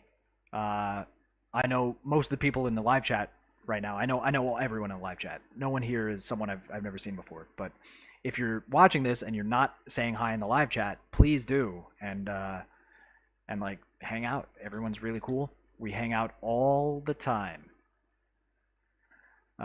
So let me go back to Compass Hill Park right here.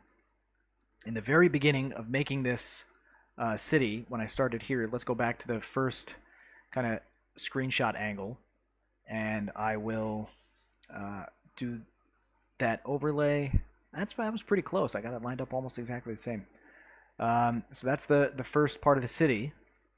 But then if you look at the overhead, down kind of towards the bottom, I put a compass on that hill. And that is because in the very first episode of this project, when I was as amateur as they get, I just watched where the sun rose and where it set, and I tried to draw a line to mark east and west.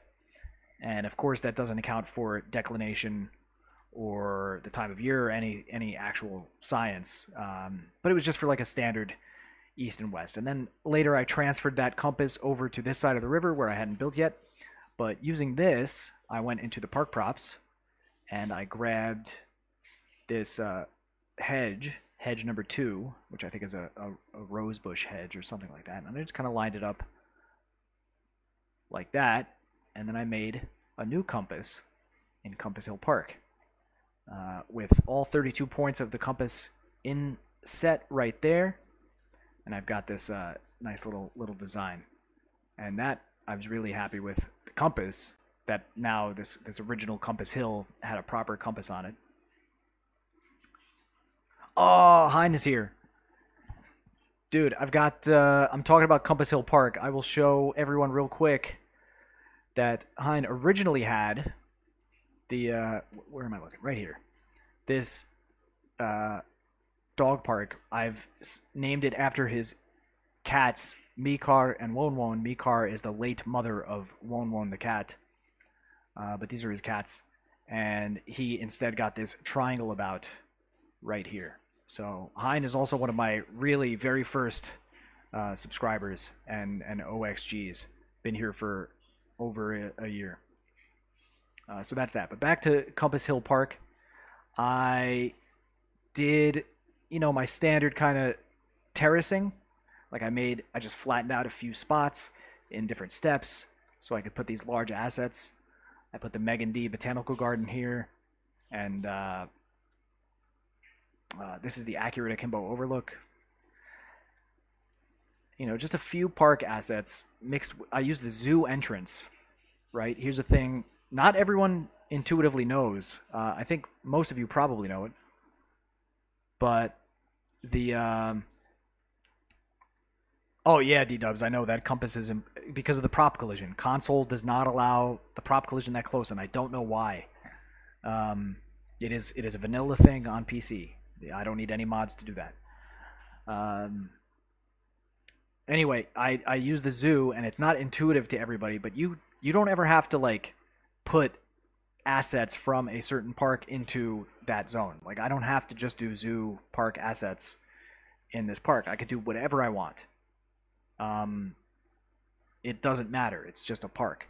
So you can name it. It doesn't say, like, this is a zoo. It says this is a park.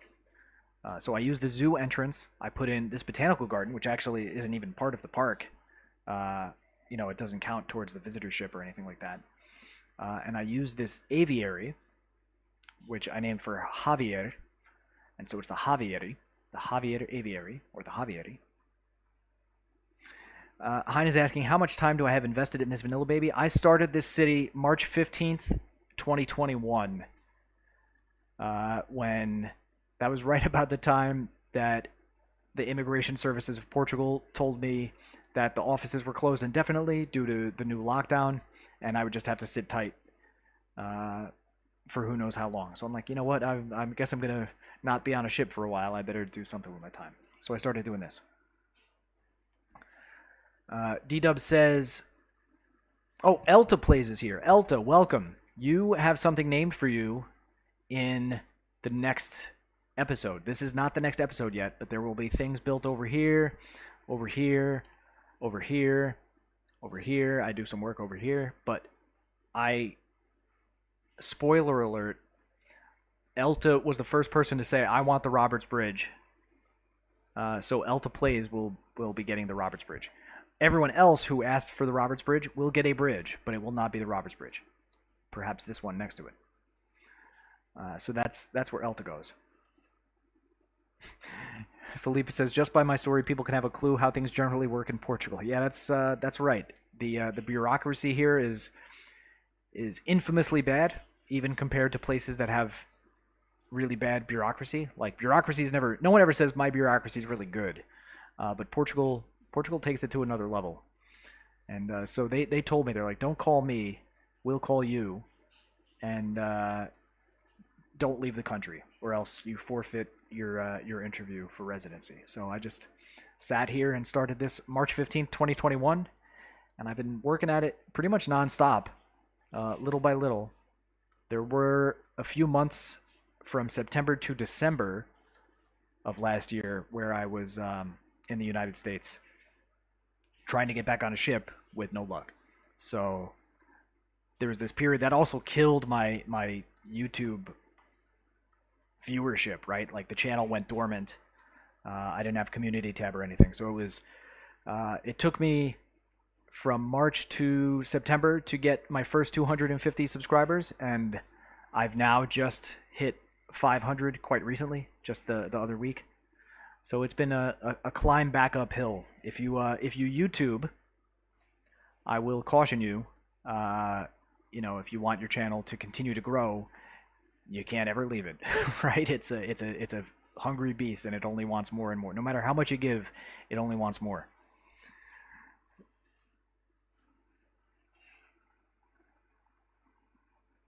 Chris says, I guess you've never had to deal with German bureaucracy. No, not yet.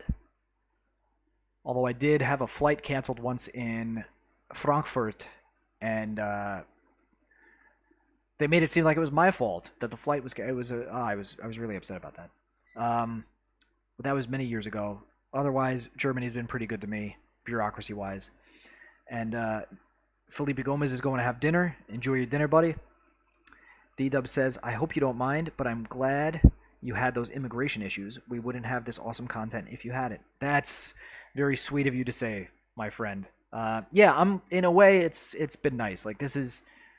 I was looking for an artistic outlet when I was here, and we really couldn't hang out with people for many months. It was a pretty strict quarantine situation here in Portugal, and I wanted to respect that. But I was like, what can I do?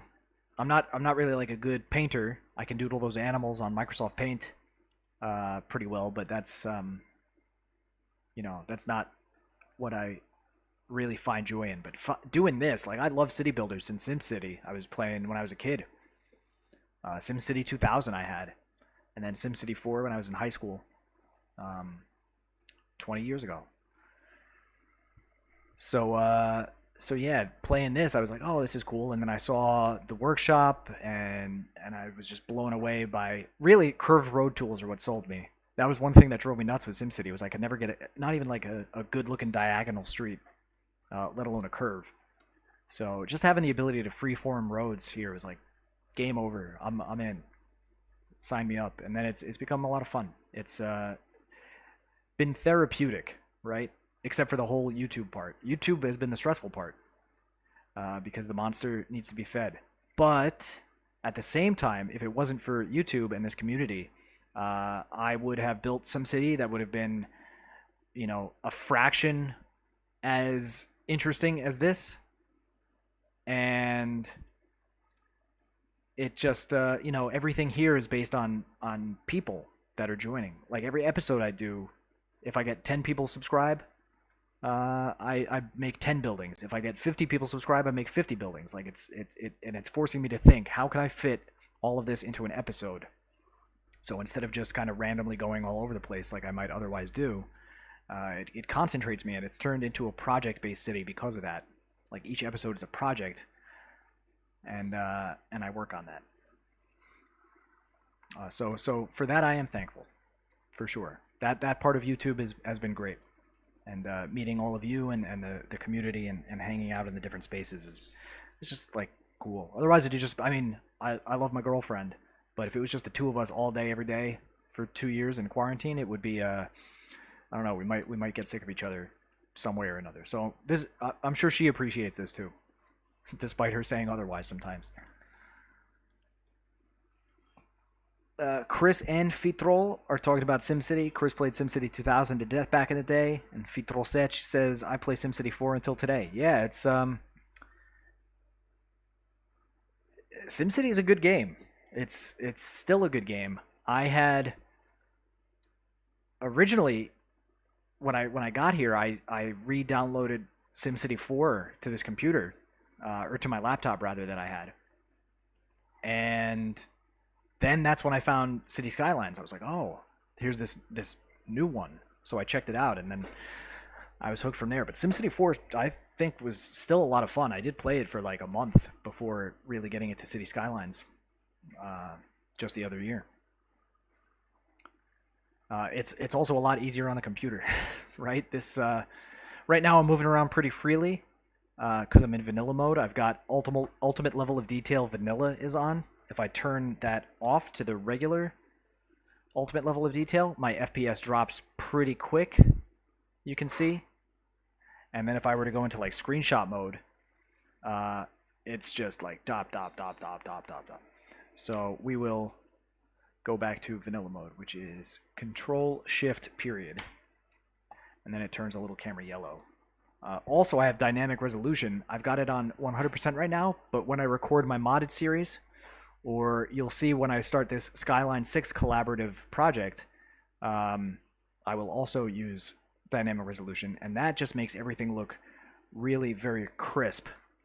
But I can feel my computer heat up when I do that. The GPU actually gets very hot when I'm at 300%.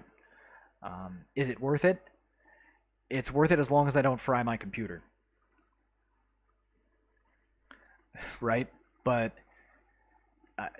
when I'm taking screenshots or when I'm doing intros for my videos, I'll usually turn this on just because it is sharper imagery. But we'll put it back on 100 for right now. That's anytime you're watching the actual recorded gameplay. I don't have any mods, so this is what it looks like. You know what? Let's turn on the day-night cycle. I'll turn it on real fast so we can take a look at what the city looks like as the sun goes down from different angles. This is something I hadn't done. So here I'm looking for the sunset. This is over in the west. The sun should be popping down in just a second. There we go. Maybe that was too fast. I gotta change things here. Put it on twice speed. And then yeah, that's the bad thing about some of these mods is like my zoom. Sometimes I just click it back a little bit and it goes like woo, really fast. I don't know why.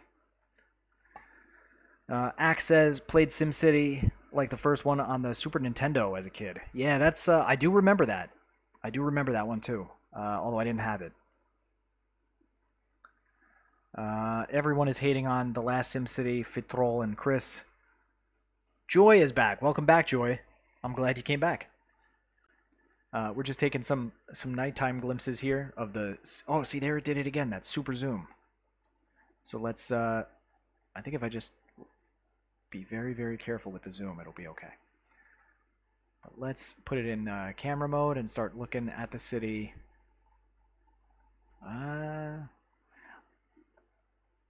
Like this.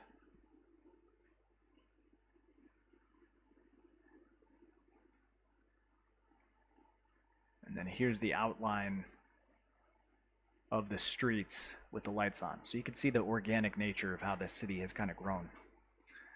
And it wasn't all connected. Like, I didn't... Pickling was disconnected, and still is here for the whole time it's existed. It's been kind of on its own in the corner. Il Cachalo was a bit separate for a lot of time. Isla Isaura has only been connected after it was built. So the milkshake oil refinery is still way out by itself. Not everything is being connected. Things are being built over here, over here. It's been nice. So yeah, here's the sunrise. You can see the city. All the lights starting to turn off. You know what I'm going to do now?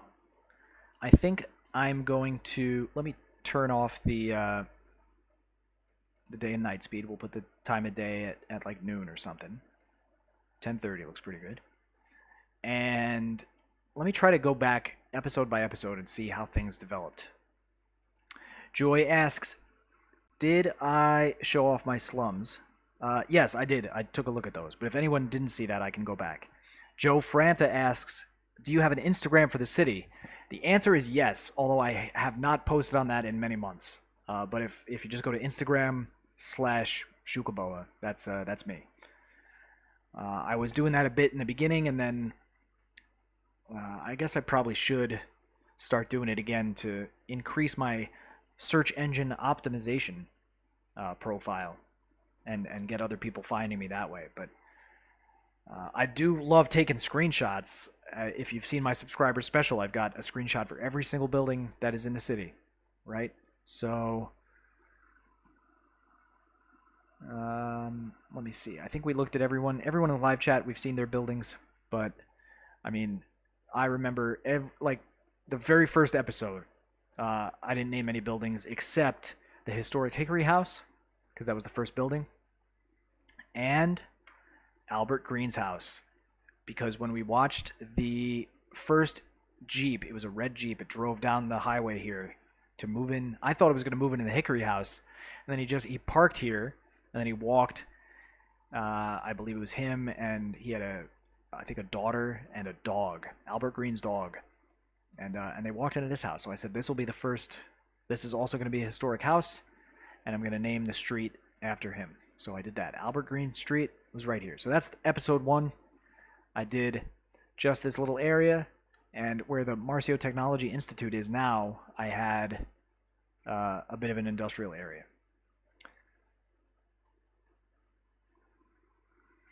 Episode number 2 is when I actually had things. I had subscribers to name things for. I had a handful of subscribers. The first one ever was this guy, Donald Scroggins, who I haven't seen in a long time, but he was around the City Skylines Facebook groups in the beginning. That's how he found me. So he got the Scroggins Highway. This should also be named that. Sometimes like here, sometimes the naming gets messed up. You gotta adjust it, but we're not saving this anyway, so it doesn't matter. So the Scroggins Highway was the first named thing, followed by the Ohad Police Department. Well, actually, no. Ohad got the police department after that, because at first I didn't even have stuff to name for him. So I believe, was it Empire Street? Was Ohad Street? I named a street for him, and then I was like, that's tricky, because I'm going to have some streets named for people and others not. It's going to be weird.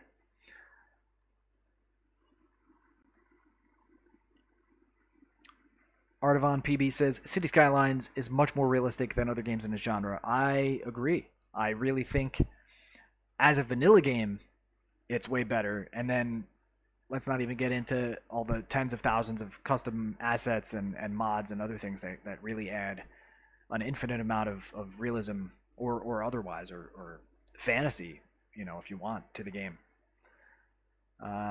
This building right here was the second building I think I placed down, the Isaura Escuela de Vanilla, right? Isaura is a Spanish-speaking person. She's from Dominican Republic, and so I named that the Escuela de Vanilla, and on the Calle de la Educación, right? She founded the City Skylines Vanilla Group. She's the one who convinced me to do a vanilla series when I was just starting this channel. So it's really thanks to her that I'm even here and doing this.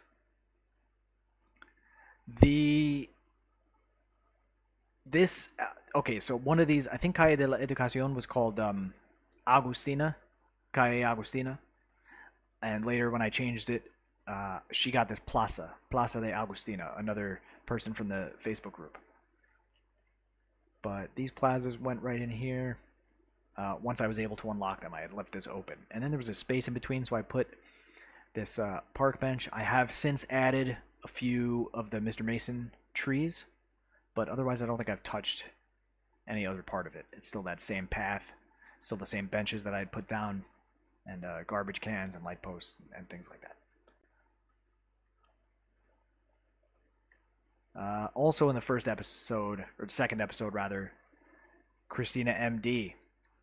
Christina is someone who still is watching this channel, and she was, I think, my third or fourth subscriber ever. She's cool. She's a teacher who lives in Tanzania, but she is Danish, I believe. I think she's Danish. So Christina is the doc. She was the first and only doctor for a very long time. I didn't even put any other clinics in until after, many months later, she got this hospital for amigas, the Christina MD hospital. And that was because Isaura, our friend from the group, was hospitalized with COVID. She got COVID really bad. And so we, wanted to do a little thing. It doesn't really help her situation, but at least it's a nice gesture that we're thinking about her. And then right next to that is the Joy Built Cities Road Maintenance Depot. So that's the continuation of things. Here is the Ricky King. Yeah, Ricky King info booth. Great YouTube creator. Also found in the vanilla Facebook group. He's a console guy and has a really professionally done channel. Almost, I don't want to say it's like Imperator style, but it's kind of cleanly edited in that way. No voice or anything, just very well edited, concise videos like that. But Ricky King, great friend in the vanilla community. But I'm getting ahead of myself. This was like episode 32, I believe. And so for 32 episodes, Christina was the only doctor in town. Chris says, in 400 years, civilizations rise and fall, but this city still prevails. As a matter of fact, in my next episode that I'm working on editing right now, I passed the 500th anniversary of the city, and I make a big deal about it. It is the quincentennial anniversary of the city, and I might do something very special for that right about here. If you're in the City of Friends Discord server, I may have shared a sneak peek of that very thing right over here. So you might know what I'm talking about. But that was built for the 500th anniversary, which here we're not quite there yet. It's about what would it be? 35 years until we get to the 500th anniversary. But when I'm playing the game, the timer's running on camera and off camera, and I spend a lot of time waiting for these buildings to grow and be the right building, and so many times they're the wrong building. So it takes a long time to pick these skylines. But every single building in this city is deliberately made historical. Like, there is nothing here that I did not wait to see it grow, level up, and then say, that's the one I want. And there is a method to my madness here. Oh, the zoom thing. Stop doing that. Sorry for that, everyone. But the method to my madness is... how would I even explain it? I guess it's important for me that at almost every angle, you see a silhouetted skyline. Right? Like, imagine that every one of these buildings was painted black. This would be a skyline. We have the Captain Obvious Discord Tower. We have the company building here. We have the Ladies in the City headquarters right here. Captain Obvious there. And some of these residential buildings. And they all kind of fit. And then now, if I were to rotate this way, it happens again, right? Sometimes a building is blocked by another, but almost every angle, almost every building is visible when you do a rotation, right? That's a tricky thing to get, and it takes a lot of playing around with. Here's another silhouette right here, and you can see that even no matter which way I rotate, it's still a nice silhouetted skyline. So that's sort of the idea when I'm doing this sort of thing. When I'm doing a not skyline part, like a low density or a mid-rise neighborhood, then I'm going for buildings that flow well next to each other. I try not to have random alignments of buildings. Like if I'm going to have repeating buildings, I want them facing in an organized way. Or sometimes they're random and sporadic, but I want them to complement each other, like this one, and this one. Don't specifically have anything to do with each other, but it looks like it makes sense that they'd be on this street in this arrangement. Like it's just kind of like that. And I do always try to put the highest buildings in the middle of a neighborhood, but that's more when I'm dealing with the high rises.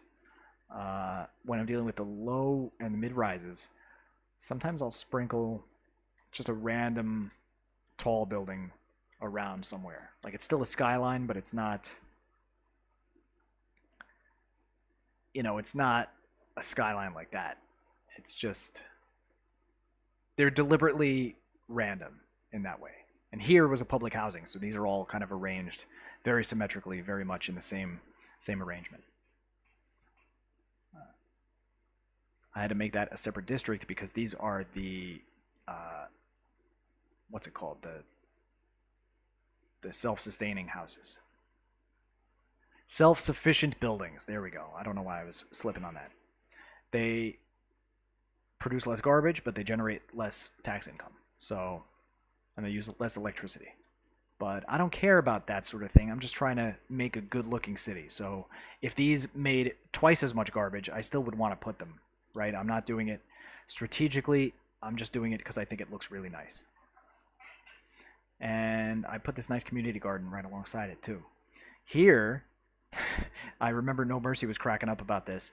The Bon Bon B-ball court, or the BBBBBC, which there's 5 B's right there and just 1 C at the end. Funny how that happened. But Bon Bon B, who I guess just joined one of our Discord servers for creators, and whose Discord I've been a member for a long time because I wanted to be a map maker before I was a YouTuber. He had left a comment on my OXG video series because I had let him know that it was very much inspired by his Breaking the Grid series, the way he goes around and connects different areas in a historic way. That method of gameplay really influenced my decision to do that historic series. Okay, I had a plan and I've diverged from it. Let me go back. Episode 1, here. Episode 2, here. We did this. We got some new buildings. I added the Roslyn crew, high SKU, without the L on the end, because it's got a rhyme. And this was my straightest attempt at the time. I probably could have done a better job at making this uniform, but I like the way it is not perfect now. It's kind of become this cute little reminder of when I was just slapping things down kind of quickly. And yeah, this high school, European high school, this hashtag was something that became a running gag in the Facebook group, the vanilla Facebook group, because a lot of us happen to be building on Roslyn Peninsula maps at the same time. So Roslyn Crew became a thing, and I wanted to acknowledge that. So Roslyn Crew hashtag got its own building.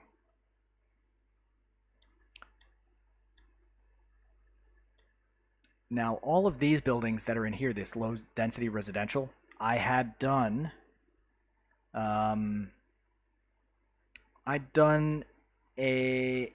randomly in the very beginning, and I didn't pay attention as they leveled up. They just became whatever buildings they became, and I didn't care. But quite recently, maybe 1 or 2 episodes ago, off camera, I just went through and deleted every individual building and waited for the ones I wanted to grow to come in. So they should all be historical now. I see this one isn't, but that's all right. because they were all starting to look like this funky Jetsons house, which I didn't.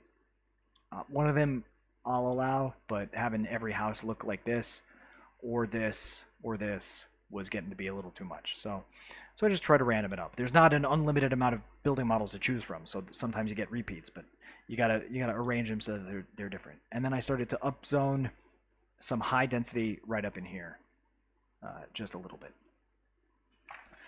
You know what? I'm just gonna take a quick drink of water. Don't go anywhere. I'm still here. I'm just gonna have a sip. I've been talking nonstop like I tend to do, and my starting to feel it in my throat a little bit.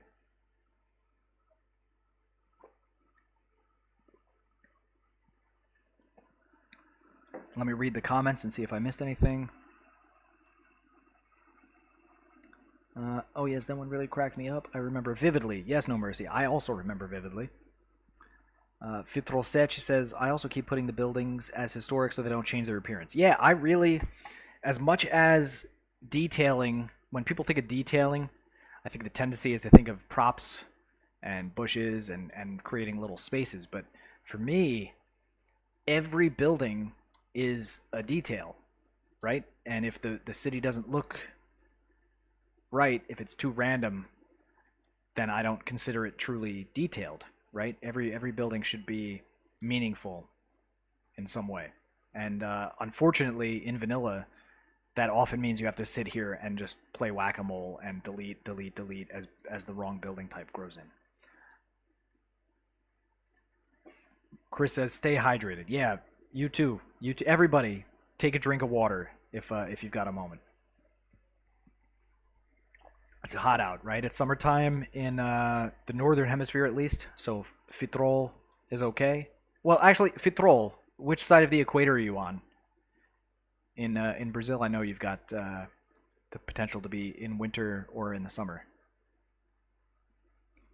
Valley Lad Gaming is back. Welcome back, buddy. Yeah, still live. You know it. I'm going until my girlfriend says it's time for us to start packing for the flight tomorrow. Because I'm used to just I just pack a quick bag and throw some stuff in there, and it drives her nuts. Oh, look, we've got the flooding happening. We should see soon one of those vacuum trucks will appear. Let me speed up the game just a touch. Here it comes any moment now. Here we go. Right on time. Look at this. Look at this. Yeah, once this light post is underwater, that'll activate the vacuum truck. And this does create a tiny bit of current when it's pulling the water. I'm going to speed it up so you can kind of see the motion of the trucks. Oh, we got 2 here. I don't think we need 2. We got 3. Wow, look at this. But it's creating a current. All the water is moving towards the trucks. Joy asks, how's Xuca today? Xuca is doing all right. She's also staying hydrated. She's hot. So she's just a lot calmer right now as she's lounging around, trying to stay cool. But she's all right. We put her out on the balcony a lot. We've got the 2 balconies in our apartment, so one side is hot while the other's cool, depending on which side the sun is hitting. So we can move her from one to the other and have her get some fresh air.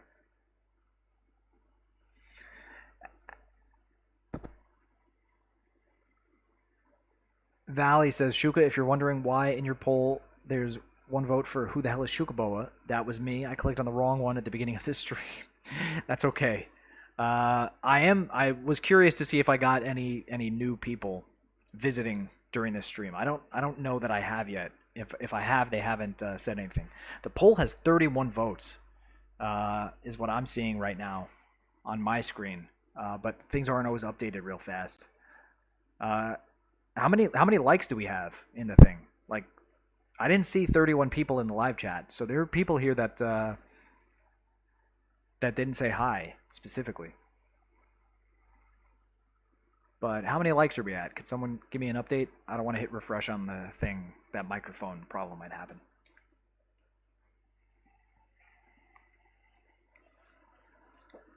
"26 likes," says Chris, but 31 votes in the poll.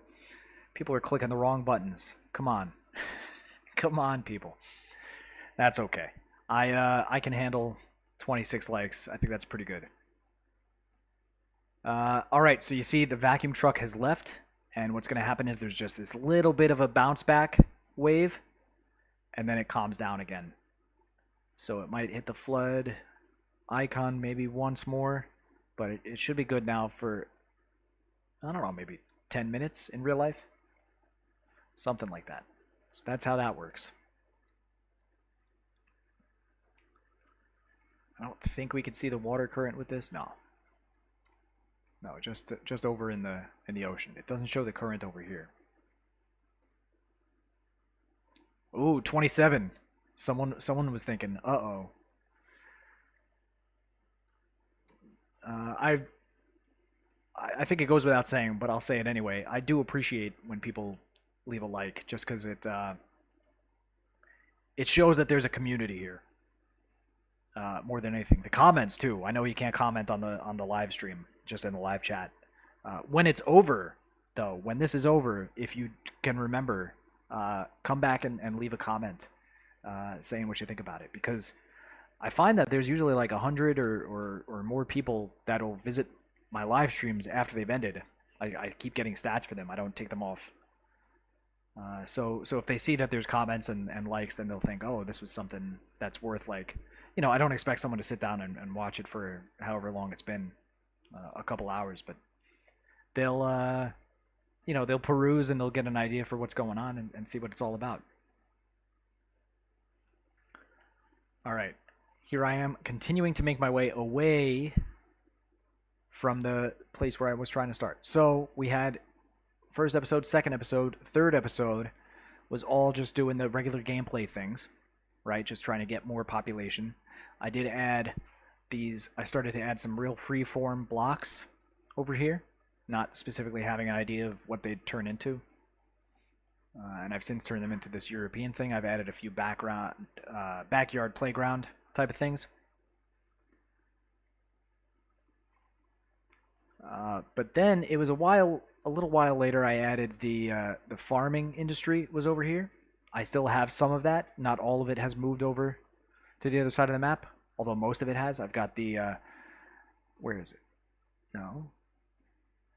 Castle PS, Orange Grove. Now, Castle PS is a streamer from Spain who is also in the vanilla group, and his name is Javier. He is the same Javier from the Javieris. Castle PS. He plays on PlayStation.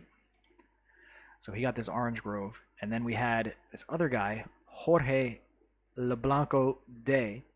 He's got some kind of funny thing going on with the L and the D in his name, but Jorge Blanco has this pasture here, which was one of my times, like, figuring out how to detail over top of gravel paths with vegetation to make it look a little scrubby, like cows walk around here. So created this kind of look. I did not make a slaughterhouse or anything like that because they're just so nice. I want to slaughter these cows. Look at this cow. Here is the Sala de Jogos Agronomia. Sala de Jogos is a Brazilian YouTuber, Pedro. Great guy, great channel. He's doing a collab right now with Bruno and Vanusa. They're on, I think it's season 3 of their collab. They've done it before, the Brazilian streamers and channels. But when he did this, it was kind of I didn't have a system in place yet, so he got honor roll status without specifically having earned it. As far as honor roll is usually something that's more than just subscribing, but it still carries his name, the Sala de Jogos Agronomia. I named for him, so he's got a pretty good chunk of advertising right there for anyone who's interested. But really a friendly guy and a great supporter of the channel to this day. No Mercy says, it's so warm here, I'm melting. Don't melt. Don't melt. Get some cool down somehow. I don't know. Get some water in you. And Joy says, feeds the YouTube gods, must comment and like to appease them. That is true. They are fickle, and one moment they may shine upon you, and the next they will strike you down. YouTube is a funny thing, and I've said it since day one. I'm not in this to become like a professional YouTuber and make money off of it. If I ever do get big enough that I get some residual dollars from it, I mean, great, why not? But I don't know. I'm pretty well compensated in my regular job. I don't need to. And I like my regular job, working on ships. This is just a hobby for me. But I do want it to be good, and a measure of it being good is that people see it and enjoy it.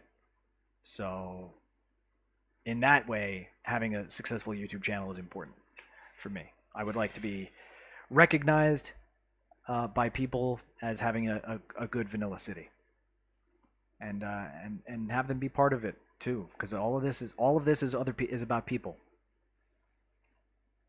Right now, I'm showing Farmington Village, which was when I was experimenting with these one by one or one by two low density European suburbia houses. And I think they've leveled up now. I don't think they originally looked like this. Yeah, they're level 3. I didn't mark these historical. I should have at the beginning.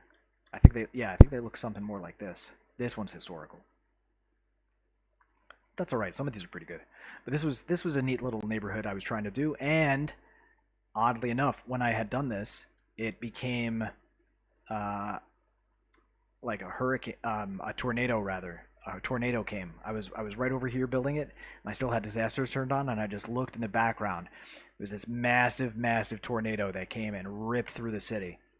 And its path went. It started over on this side of the river, and it ripped across the canal,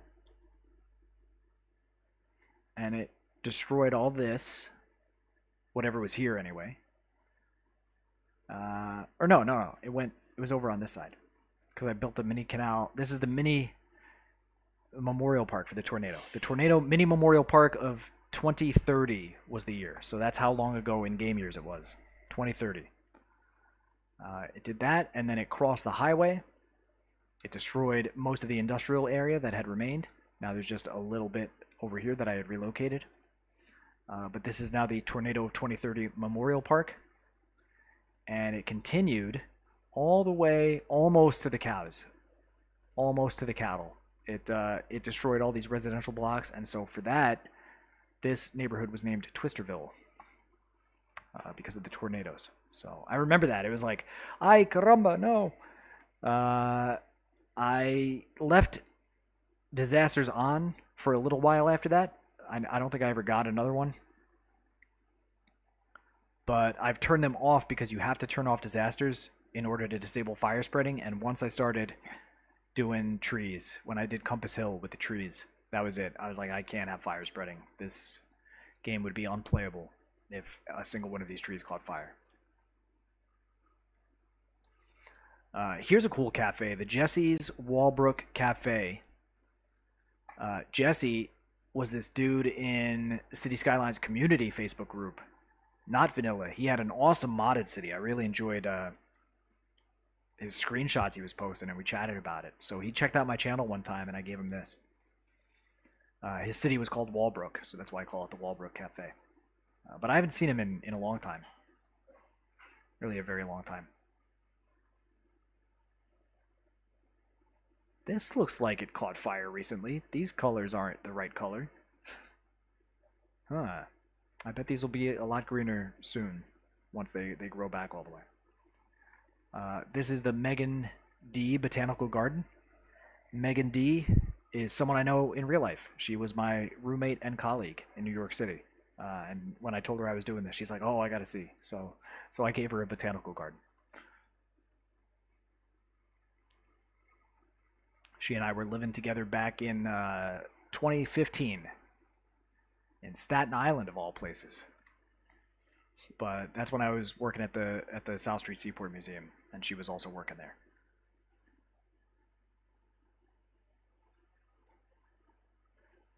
Let me see. I remember a huge moment for me. Oh, no mercy. I did say fire spread is off, which is why I'm curious why these are so discolored. They shouldn't be discolored, but it looks like something here burnt.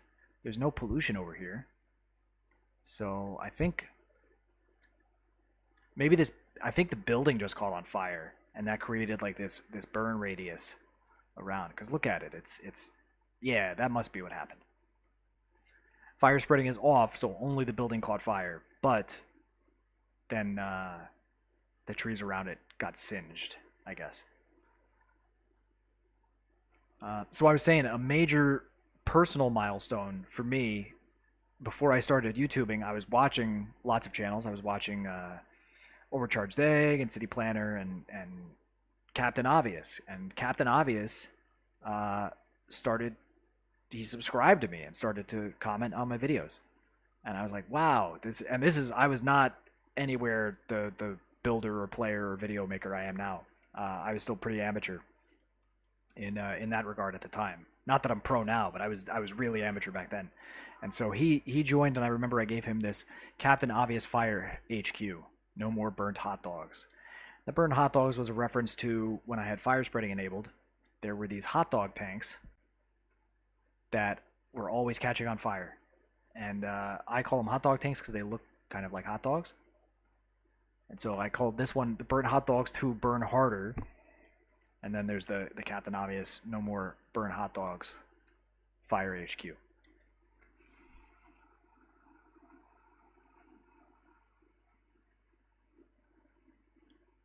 All right. I think in 20 minutes I'm going to call it for the stream. We'll do, what is that, 2.5 hours. I think that's a reasonable amount of time. So everyone, here's the 20-minute warning. Just so you know, if you haven't left a like or a comment, or I guess you can't do the comment, but if you haven't left a like, please do. I hope you come back after the stream to leave a comment. That'll really help other people who visit this to see that there's a lot of people checking it out. Because y'all were here, you put in the work, so you might as well do that. What happened here? That's some kind of accident. I don't know. That should be like that, but it doesn't matter.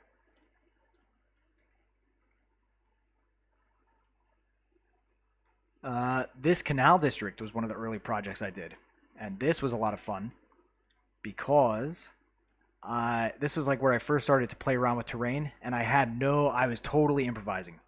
And instead of going up, I went down, and I tried to like flatten the waterfront down towards the river so it wasn't so steep, and then I just flattened this whole area, and I built this bridge right across, and I added this canal in here. And it was a couple episodes later that when I got high density that I turned this into a European high density thing with these mixed repeating building patterns going on. But this was fun because, you know, I think like a lot of players, terrain is very intimidating to open this and start doing things.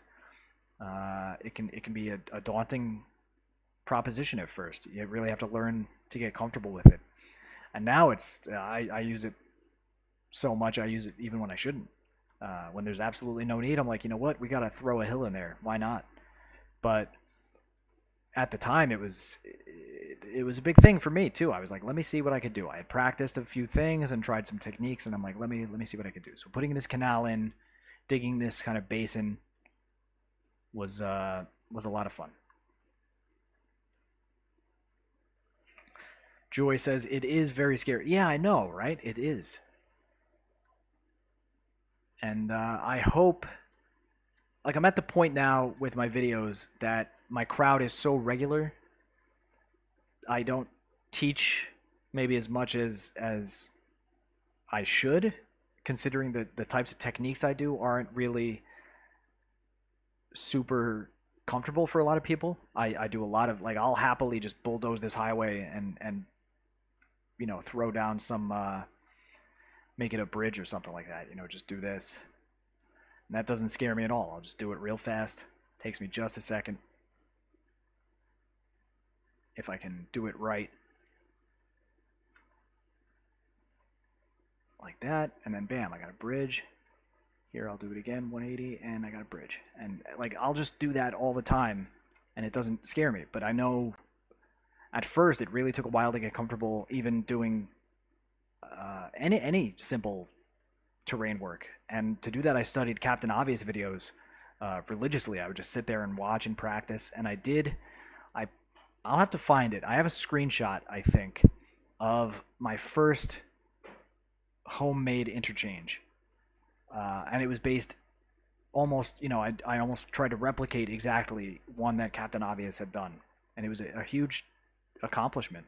I felt really good. So, in that way, maybe I should do that for people who are watching my videos because I remember what it was like when this was a really scary thing.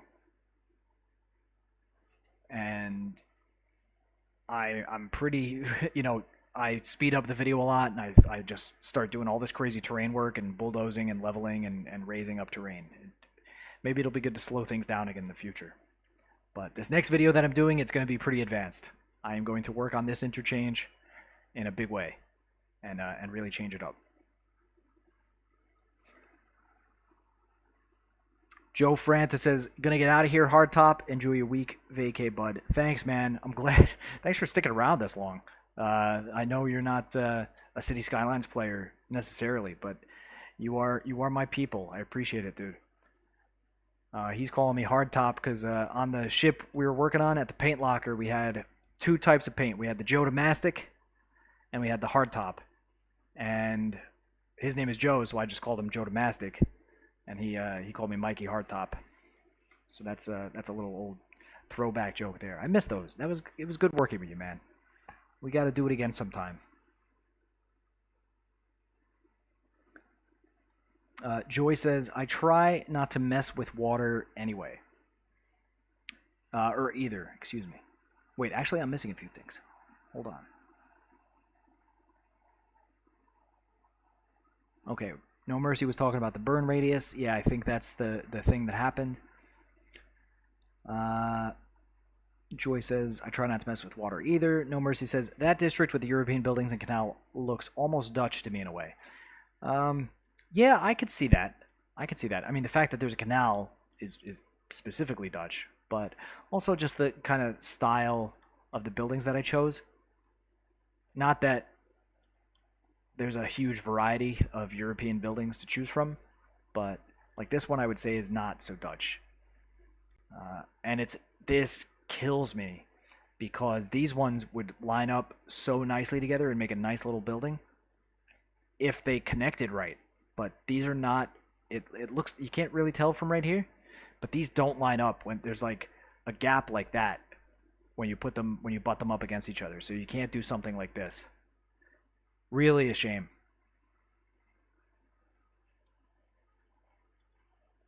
Yes, I am a man of many names. But interestingly, Xuca is not my name. That is my cat's name. People call me Xuca, and that's fine. But really, I'm Xuca Dad. Xuca is my sweet little baby girl. Let's look over here real quick at this area. I really enjoyed putting this clock tower in. It was like my first real skyscraper for the whole build. And it's a magnificent piece anywhere you put it, but I tried to make it a nice plaza right here across from the Miguel OS Metro. Right here, got the Luna and Pebbles clock tower. Bam. See all this? I'm showing off now that I know all the names, like the Stry Cedar Tram Depot. What else we got? Let me see what else I can do. I could do this all day. Ooh, here's a tricky one. The fishing docks, they're the same. Which one was which? Vitor G and Luan? No, that's Jose G. That's Victor G. So where was Luan?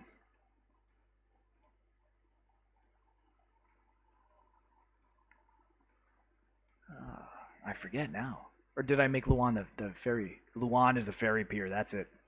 Aha. Joy Build Cities asks, if you could live anywhere in your city, where would you and Xuca fam live? That is a great question. Great question. I think, let's look at the city. I think if I could live anywhere, I would probably, well, see, here's the thing. I would probably gravitate towards a place like this. I could see myself living in this building right here because it's got a view, like as long as I'm on the top floor, I guess. It's got a view of the bridge. It's got a view of the waterfront.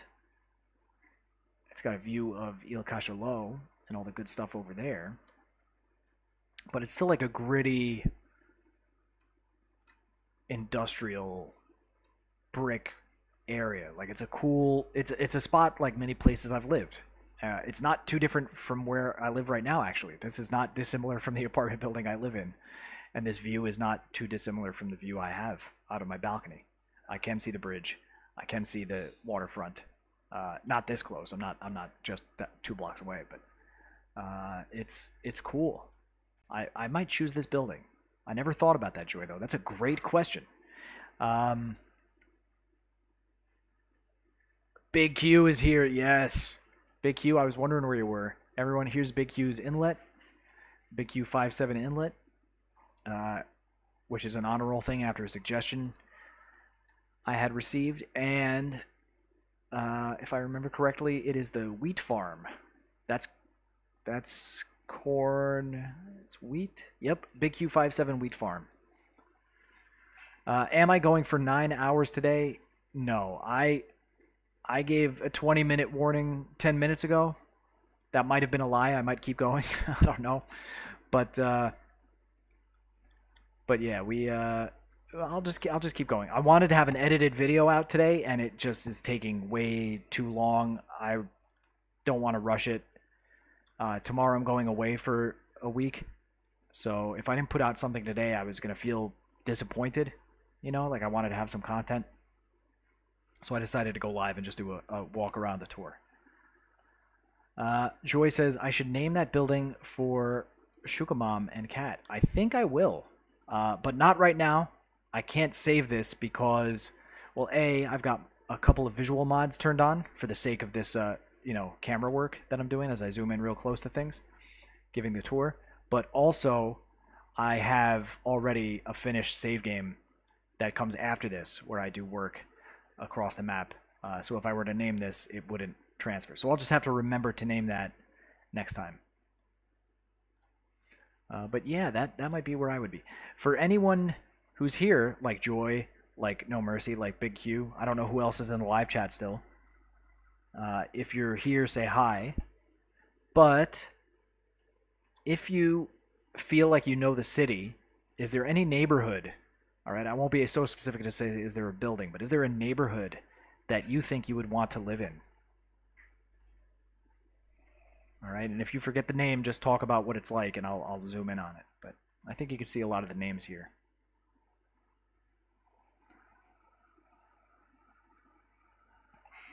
Right, we've got Il Cachalot is this big island, and it's got a couple neighborhoods: Sunset Beach, Inlet Park, Mr. Mason Falls, Hyas Harbor, Mount T-Rex. Joy says the neighborhood that I took from farming to city. So that must be Farmington Hills. Is that what you're talking about here? Based on Alcântara, Lisboa. No Mercy says the middle of any of the really big forests. Okay, yeah, we'll give you a little hut inside the Felipe G forest. Or no Mercy. You know what? We'll give you a little cabin at Lake D-Dub. How about that? We'll put you right here. This way you can see the city, but they can't see you. Okay, so Big Q says on his inlet. Okay. But we've got your inlet's pretty big. Like it could be Inlet Park, which is a nice residential neighborhood in these gently rolling hills at the waterfront. It's got a fishing pier. It's a fishing cabin. It's pretty nice. That could be a choice. And Joy confirms, yes, this neighborhood over here. So, Big Q, while you're thinking about that, if you want Inlet Park, or would you prefer Green Hook with these buildings? I guess. I mean, technically, Fish Market is on the inlet, as is Sunset Beach. So, You've got 4 choices. But for Joy, let's look at Farmington Hills. Think of a building, Joy. Would you prefer a higher building or a lower building? All right, we'll start narrowing them down. We'll try to find out, where does Joy get a special house? You're going to be honor rolled for this. If my house is getting honor rolled, yours is. Anyone who's watching and listening, talk in the live chat. We're going to start selling some houses. Houses for sale. Big Q says Inlet Park. All right, so while I'm waiting for Joy to answer that, let's go to Inlet Park for a second and just take a look. There are really 2 blocks. All right, we've got, for the sake of figuring out which house you're going to get, we'll call this block number 1. We'll call this block number 2. And then there's inner block, outer block, inner block, outer block. And then there's a tiny bit of house. There's 4 houses right over here on the canal. So we've got, well, actually, this block is not on the inlet. This is on the canal. So I guess it would have to be one of these at block number 1. In or out, though. We'll come back to that in a second. Joy says a low building. Okay, so we've got a few options. Everything here is going, I don't think I have any low density, but I've got some low buildings. The lowest, I think, are these 3-story little brick houses. And there's a couple of them around. This one's right next to the wine and liquor store, which is great. You can sit on the bench drinking a 40 Joy while you're contemplating the mysteries of life. We've got some of these buildings, which are, what is that, 1, 2, 3, 4, 5, 6. 6 stories in the American scheme of counting. 5 stories in the rest of the world, I guess. Big Q wants an inner block. All right, I will remember that. Joy wants a nice little walk-up. So we've got buildings like this. This could be a walk-up. This one here's got a little swing set in front. If you ever feel like going on the swing, Joy. Ooh, we have these lovely pastel-colored buildings. I actually really like these when they spawn. I would do the whole city in these if it wasn't so weird looking. But we've got the yellow, the violet, and the red, I guess we'll call those, right there.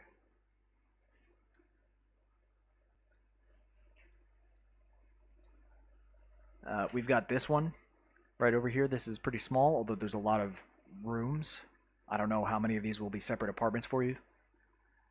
Or if you get like a whole wing to yourself. Either way, it's still a cool building. Nice Art Deco.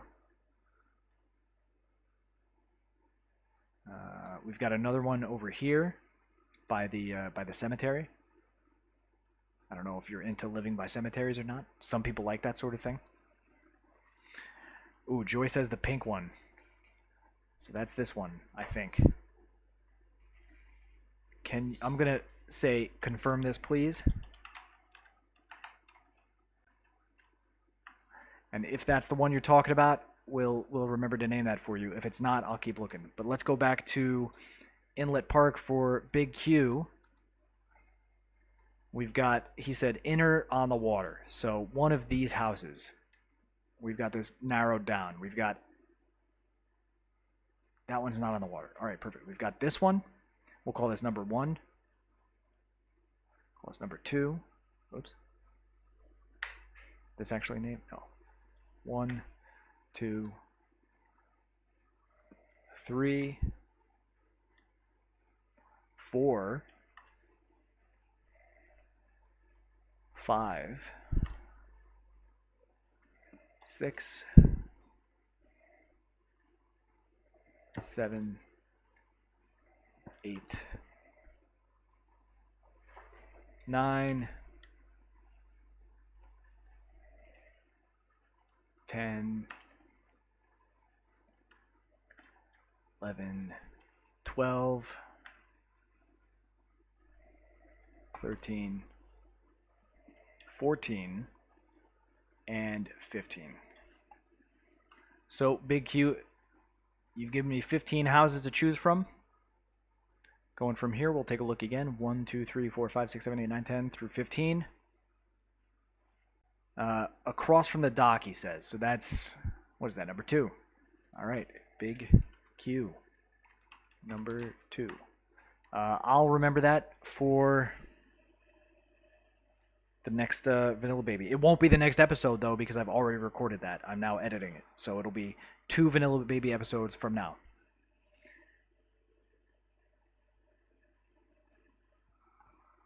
Joy confirms it's the pink one. So let's go take a look at that. Lovely choice, if I do say so myself.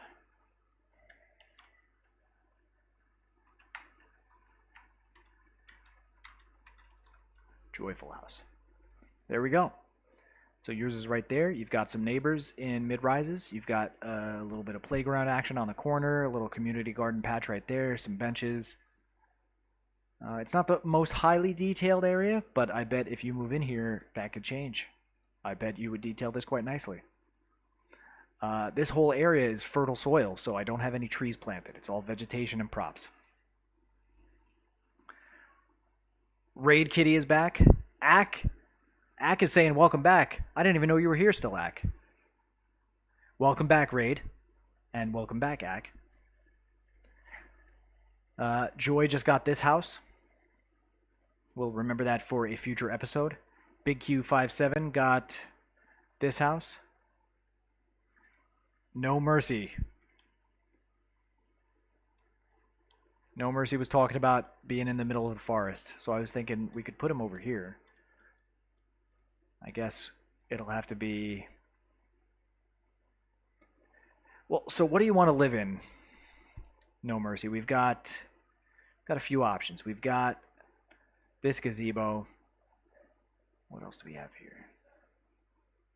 I don't think we'll use any of these. We've got... Oh, we've got definitely going to have some options with this. Like a tent. Oh, but it has to be in a park. Okay, well, I'll think about that. We could do a little lean-to with a fire. That'd be ideal. Let's just do... Just... a little bit of mechanicry. Do that, and then... That could be your hut, No Mercy. You could be living the good life.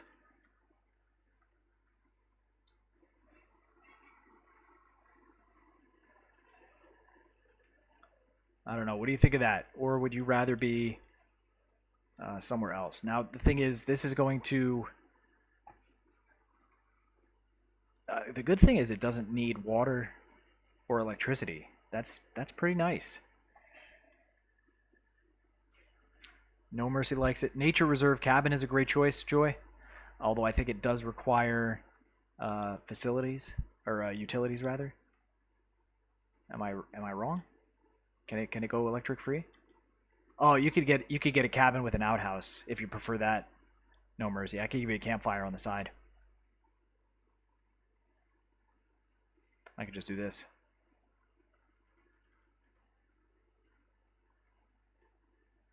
Which style would you prefer? The little lean-to, or a little bit more of a house? You've even got a chair on this one. But we could put a chair with the lean-to. The lean-to's got little camping stools inside. Actually, it looks pretty nice. Got some log benches. That fire is out of control, though. Imagine you were sitting on this bench and this fire was raging right next to you. No thanks. That's a little too much. Little too much for me. This has an outhouse. That's a critical facility you're going to need. But we could add that separate too. You've got options, No Mercy.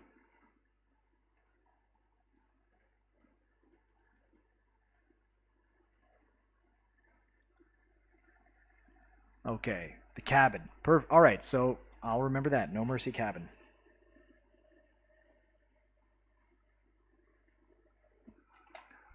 And that was... So we've got 2 cabins, too. We've got this small one. And we had there's a bigger one.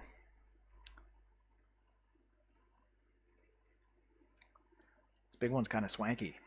It's got a well. 35 cats. Could definitely fit in this.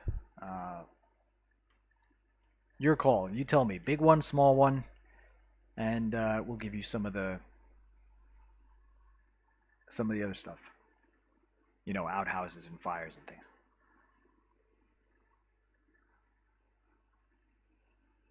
Big Q is giving the love right now. Ack, I watched your Y Junction vid. Raid, I watched your 5 Wishes vid. Joy, you know I watch you. Yeah, Big Q's a fan. Big Q's a good person. Watching all the vids and letting us know that the vids are being watched. The videos are being watched. That's the other thing. Like, a lot of people watch videos and you'd never even know. So those are all great videos to have watched recently.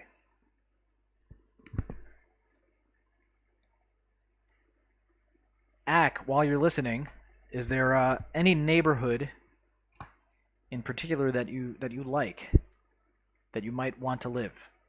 And if you're not sure of a certain neighborhood, we could zoom in a little bit closer. But oh, D-Dubs is back too. Perfect, perfect.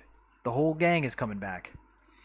I guess I'm not gonna stop 5 minutes ago, since everyone's showing back up. All right, everyone. 25-minute warning. For real this time. Big Q, watch a lot on TV. Ah, yeah, the TV does prevent the interactivity quite a lot. Ack is a cabin, the woods on a lake, or a river kind of guy. So, No Mercy just got a cabin on a lake. Do you also want a cabin on the lake? There are wild bison roaming around. We know this. Maybe we'll see one.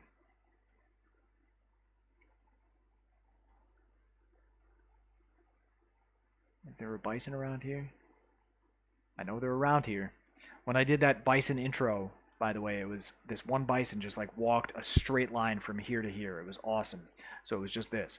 That whole thing. It was awesome. I couldn't have paid enough money to have the bison walk in this line just like this. It was perfect.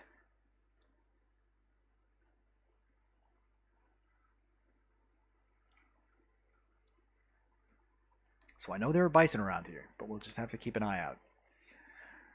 No Mercy says it's the big Xucaboa housing crisis of 2488. Everyone gets free houses. Big Q's fresh steaks. You gotta catch the bison first before you make steaks out of it. These aren't farm bred bison. They're not even the bison of the Polish woodlands or the American Midwest roaming the fields. These are tropical woodland bison. They are stealthy. They hide in the jungle. Right? I've been looking and I haven't seen one lately. So you got to catch a bison before you can eat it. All right, No Mercy says Ack could be a good neighbor as long as Ack is okay with 35 cats. So we'll remember to put... I won't put you right next to each other. I'll give you a little bit of space. Right? If you're living in an off-the-grid cabin in the woods, I imagine you don't want a direct next-door neighbor. But we can do something like this. And we'll decorate that and make it nice. All right. Ack is getting a cabin too. D-Dubs. Are you interested in getting a house named for you in a future episode of 100% Vanilla Baby? If you are interested in living in a certain neighborhood, speak up. I know you're relatively new here. There are places you might not know that well. I could check them out, like Twisterville. I don't think you know so well. Nice suburban community. We've got Farmington Hills right over here, where Joy just moved in. Oh, Ack wants one with a pier so he can swim? Jeez, now you're just getting needy. All right, pier for swimming. I'm writing it down.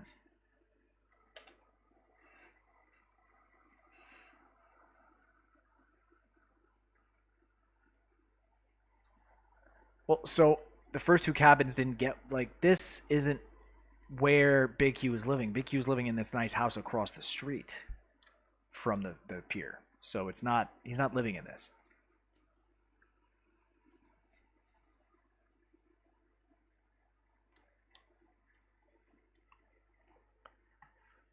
Ooh. How's everyone doing with water? Do you need to have a quick drink? Coffee for Ack? I know he doesn't drink water, just coffee, but water for anybody else? If you're sitting here watching this, don't forget to hydrate.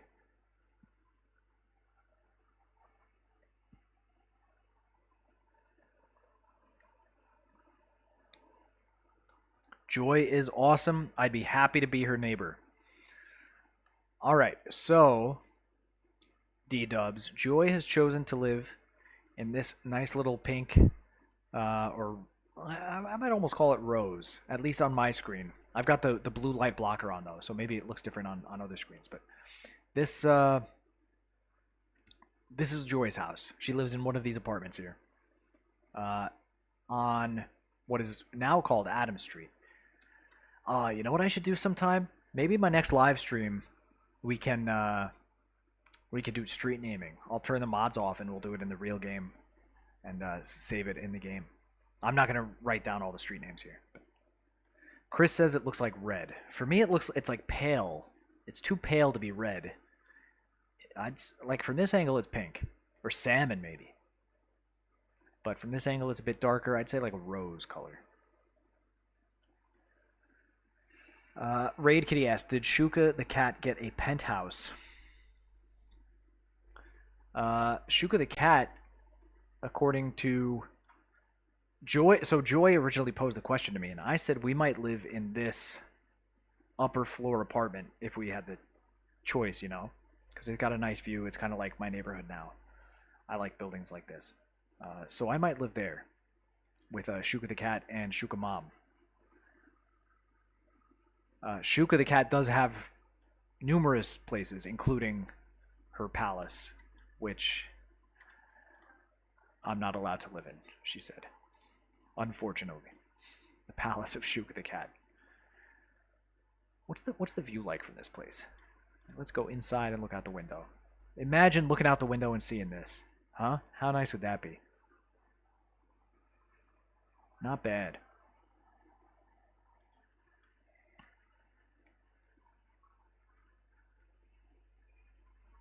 Okay. So D-dubs, did we get a confirmation you like that neighborhood, Farmington Hills? And if so, do you prefer a shorter building? He wants a pale blue building. Okay, I'm seeing that now. Pale blue building. I'll see what the pale blue selections are. This is commercial, so you can't live there. That's a supermarket. This is pale blue. So here's an option right behind the Cityzilla Elementary School. So if you like the Lafayette residence, D-dubs, just say that. Otherwise, I'm going to keep looking around for a little bit, see if there's any other choices. All right. You don't always want to move into the first place that looks good. It's good to shop around a bit. We do have... These buildings have like a pale blue trim. So if you like the Birch residence, there's a possibility. But pale blue. Oh, here's some pale blue over here too, in the Florence residence. Oh no, you want to be Joy's direct neighbor? I would. To me, this looks purple or like violet. It's a nice violet. I didn't think this is what you meant. So I'll wait for you to confirm, D-dubs, that this is the place you want. While I'm doing that, if you want the Briarwood, say the Briarwood, and if you prefer one of the other ones, say that. But I will ask Raid Kitty, if you're there still, and Chris, where are there neighborhoods that you like, that you would think you would want to live in so far?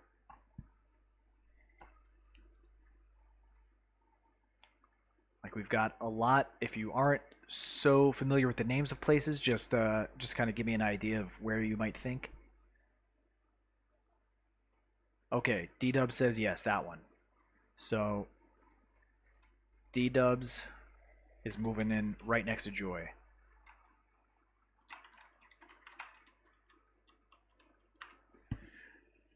Let me write that down in the notebook.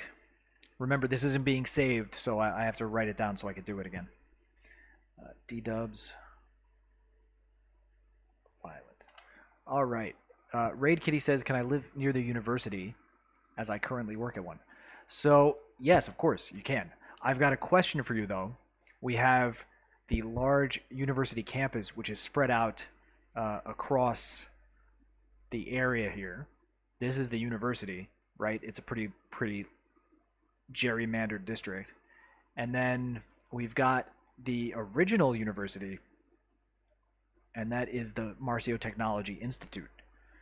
One of my favorite assets. It's turned off at the moment just so the university keeps the right level of students to stay leveled up. The population's still pretty low to have the both going at the same time, but this has some nice houses around here too in Twisterville. You're near the megaliths. Or we could go look over at Isla Isaura University, which actually extends out of Isla Isaura. We've got on the island. There are some places, there's not too much residential, but there are a few places like these houses here. This is commercial. These are residences right over here. Actually pretty close to D-Dub Gymnasium. And also, oh, you got this one here. These two, rather. Here you're close to the amphitheater, the Beachburg BBB Amphitheater. But, oh, no, Raid Kitty says Twisterville. Alright, so we'll go back there. Chris, I'm coming for you next. Chris wants to live next to D-Dubs. I see you. Alright, you'll get that one. So here, Raid Kitty is the Marcio Technology Institute, named for Marcio Suyama, who is a person who likes every single photo I've ever posted on Facebook of cities, but has never left a comment. He's a mysterious person. Marcio. So, Marcio, if you're watching this, please just leave a comment or something. Let me know you're a human being. I've heard from others that he has proven that he is not a bot. He is a person. But Marcio got this place.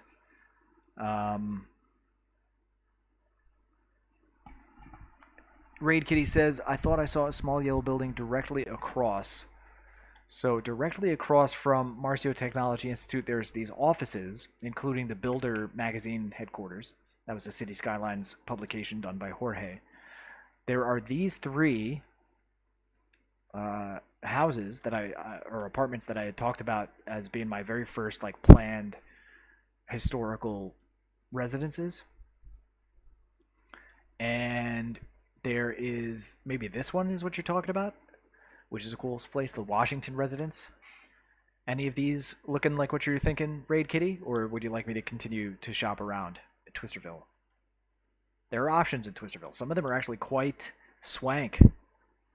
Quite swanky. This one's got a pool on the roof above the barbecue. Who does that? Why wouldn't you just have the pool down here? I don't know. That's too expensive for Twisterville.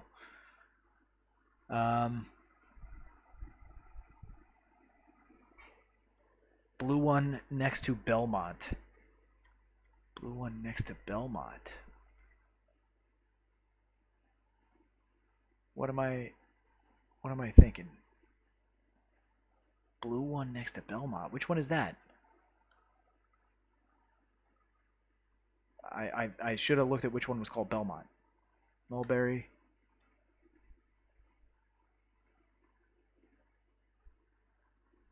Give me another clue, Raid. I'm lapsing on this one. Oh wait, this is Bel. Oh, I see it. Gotcha, Raid. I gotcha.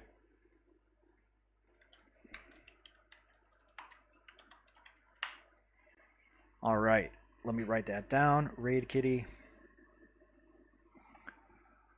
Blue one next to Belmont.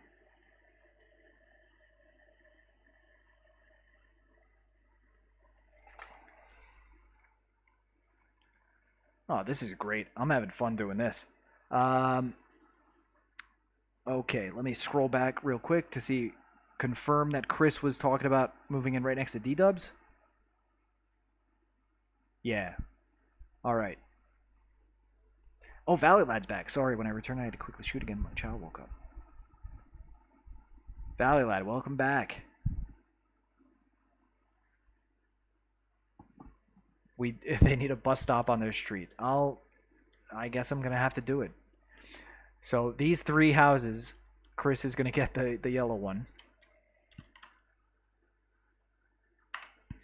Let me put that down. Chris, yellow. Is there a bus stop on the street right now? I don't think so. No. No. So what we could do is just to see that it works. Do you want the bus like on the corner or right in front of the houses? I don't know. Maybe it's not so nice to have it directly in front, but it might cause traffic if it's over here. Let's put it here. Closer to the corner. We'll put the bus there. Then it's definitely going to go to this street. Do we want to go? We'll go right to here. This way people from all over the world can get to this bus line with ease. We'll just make it a 2-stopper. To come back, it's going to come basically the same way, go around the cemetery, go there. And of course, if this is bus line 19, there's going to have to be minibuses, please. Thank you. 5 minibuses inbound.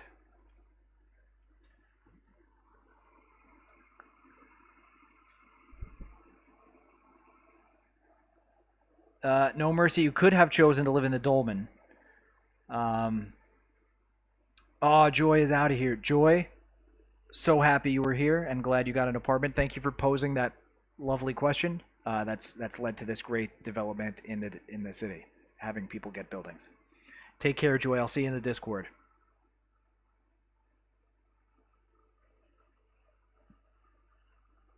All right, Chris. Joy is gone, so you can start talking bad about her again. I won't tell.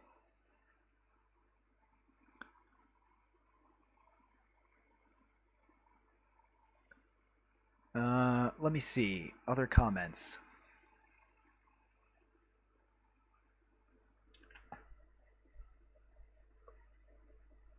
Everyone here got a house now. And Valley Lad, you didn't get a house. If you I just want to wait and see this minibus come here, just to have the satisfaction. But Valley Lad, I'll zoom out in just a sec, and you can pick a neighborhood you'd like to live in, and we'll go house shopping for you. Big Q, yeah, Discord is. I was a bit of a late adopter myself. But it's the most organized chat room space I've ever seen. It's a great app, and all the video game creators use it, so it's useful for us because we see each other. All right, first minibus. All right, it's gonna take a couple of them to thin this crowd out, but it'll happen. I promise. Minibus number 2.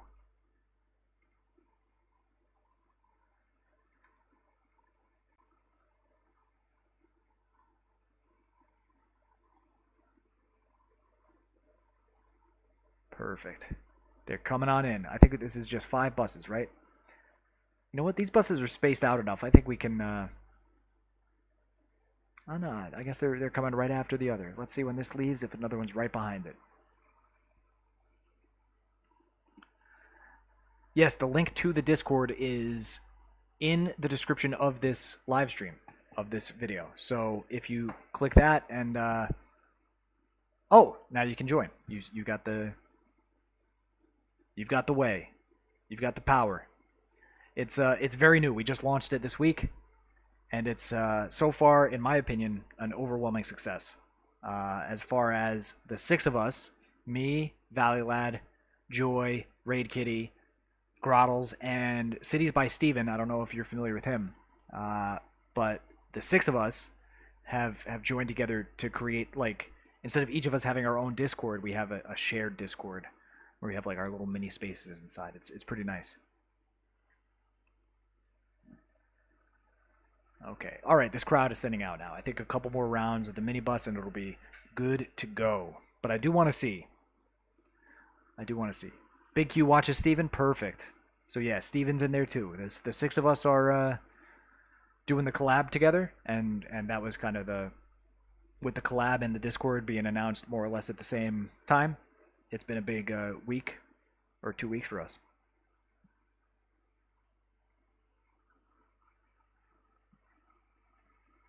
All right. I think we need more minibus. They're a little spaced out now. About 8. I'm gonna zoom out. We don't have to keep watching that. Valley. Valley lad.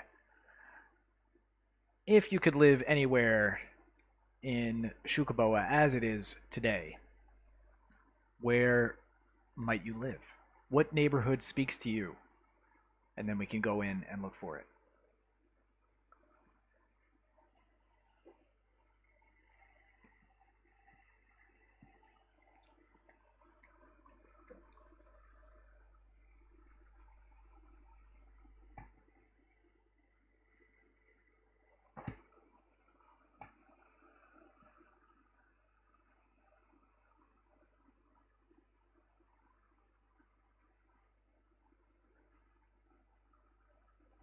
Valley lad, you there? Did I lose you? Has life taken you away from the live chat? Ay caramba. Alright, well, Big Q is going to come and mess with us in the Discord. That's perfect. That's what I like to see. I will be keeping an eye out for you. Yeah, I think I've seen you in Discord. I'm pretty sure I have. Captain Obvious Discord? That's usually where I hang out, in Captain Obvious. I had created my own, and I was like, who's even going to come here? I don't know. Give me that apartment opposite of the bus stop you was at, Valley Lad Pad, place of dreams and partying. Ay caramba. Everyone is moving in on this block. So you want this one? Or this one? Spring or Hawthorne Valley? Which one is it that you want?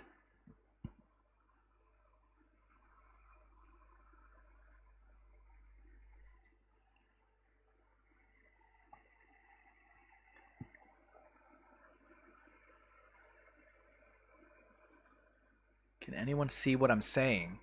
I think so. I think I'm looking right at it. The apartment across from the bus stop. I just want to know, is it on the same side or like truly across? Big Q is in. Hold on, let me can I give a welcome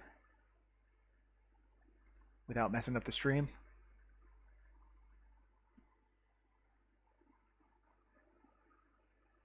Oh, I see Messenger of Rage. I don't see Big Q.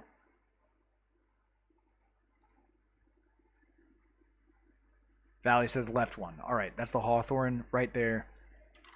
Valleys. What did you call it? Valley Lad Pad.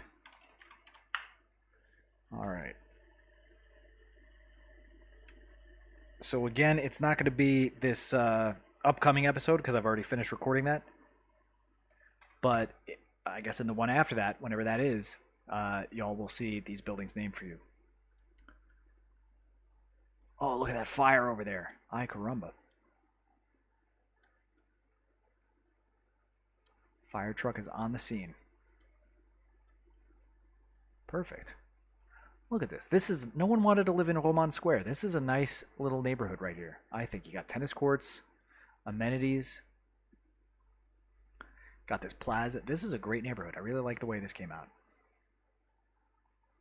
But no, Joy moved in here and everyone wanted to go hang out with Joy. I mean, I really can't blame you. But it's a bit of a walk to the closest park is the Biome FCBR. That's Football Club of Brazil, I believe. Climbing frame. Got a little mini compass over here. You got some cafes. You got the Andreas F Cafe at this little roundabout. So, I mean, you're not far from stuff, but it's not as dense, I guess. What do I want to say? Like this is a bit more organized. Whereas where y'all lived is a little bit less, which is fine. Of all the places in the city, everyone picked this street. It's just very interesting. This would not have been the street I would have guessed everyone would move into.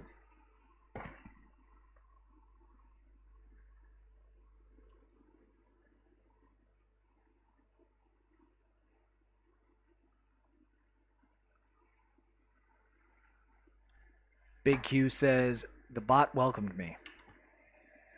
Let me see. Ah, here you are. I'll say hi. This is me waving to you in real time.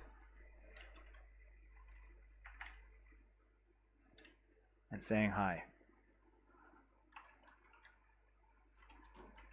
I see you in 2 places. Funny how that works. All right, back to the city.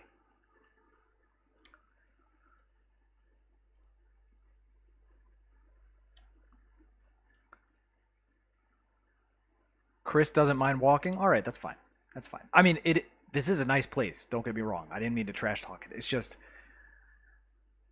I can tell that once Joy picked here, this became the popular block, right? Everybody moved right in. You got Joy, D-Dub, Chris, and Valley Lad Pad all on the same block. This is going to be a happening place. If things get wild, you're also a very short walk away from the Twin Fish Emergency Shelter. So, you know, there's always that. That's a pro. That's a positive.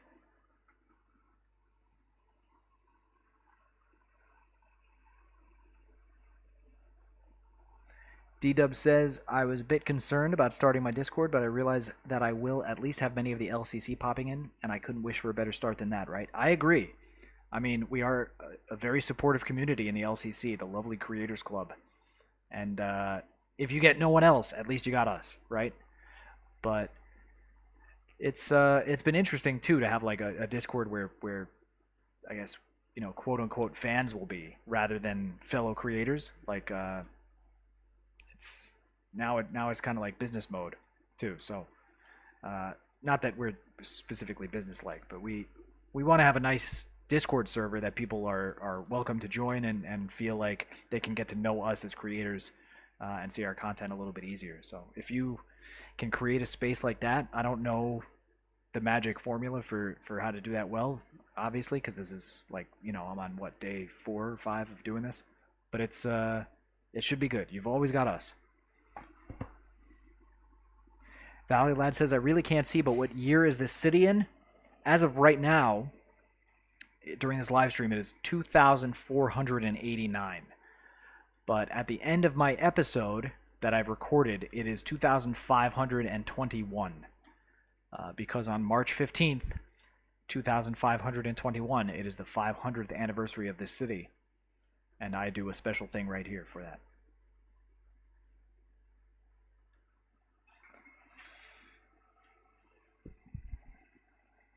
LCC is great. Just so everyone remembers, if you had forgotten, the LCC is physically represented, and by physically I mean virtually, because this is not a real object, but physically represented right here in this lovely liberal arts administration building, overlooking the ruins, overlooking the beach, overlooking the castle and the bay. Right? Lovely spot for a lovely creators club. And it's actually just down the block from D-Dub's gymnasium and the academic library.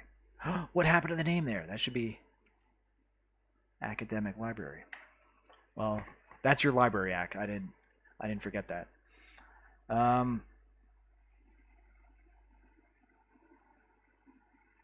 Yeah, D-Dubs. I think even with us, we were all thinking all of us are small channels, and so rather than try to compete for the same audience, we would do that. But there was a lot of balancing to do too, because if there's too many people in one space, then it's nobody's space. We wanted to kind of have our own little mini tabs that are like our baby discords. Not a full-fledged Discord for each person, but rather a shared space where we could have our little corner. And so we're seeing how well that balance works. It's interesting. I think right now I'm in last place. Valley has overtaken me in the crew orientation tab. Yeah, it's I've only got 11 people subscribe to my notifications. Uh, Everyone else has 12 except Grottles has 14 and Joy has 17. So I'm just one behind. Big Q, if you want to do me a solid and click on my button and no one else's, I'd appreciate that. If you know what I'm saying. I'm not competitive or anything, but I don't want to be in last place. That hurts my feelings.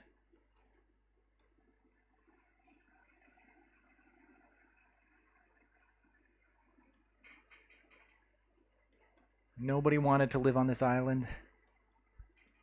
Nobody wanted to live over here. Everyone wanted to live on this one street in Farmington Hills. I can't believe it. Except Raid Kitty. Raid Kitty is living in this awesome little house in Twisterville. Not this one. This one. Little blue house. She's got a little lawn, a bird feeder. Oh, I love that I can zoom in this close. I never really look at these buildings.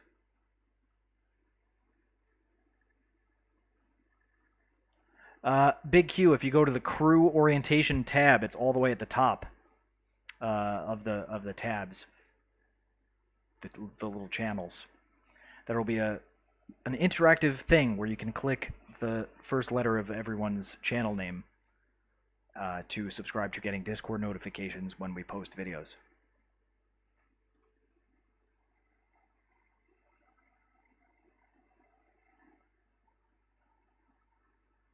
Oh yeah, Ack and No Mercy are also at the water, right? Okay, I shouldn't say everyone lives here. That's not true. We have 4 people that live here. We have Joy, D-Dubs, Chris, and Valley Lad. We have Raid Kitty over in Twisterville, and we have Ack and No Mercy over at Lake D-Dub. This will be the Ack. This will be the No Mercy, more or less. I'll have to design this pretty smart, but it is good to know that I could just like plop them here, and they don't seem to have any problems. They just need to be attached to a road. Or I could make a little park area and do that, but then you need an entrance too. So this is fine. Just using the road as a little dirt path will be fine.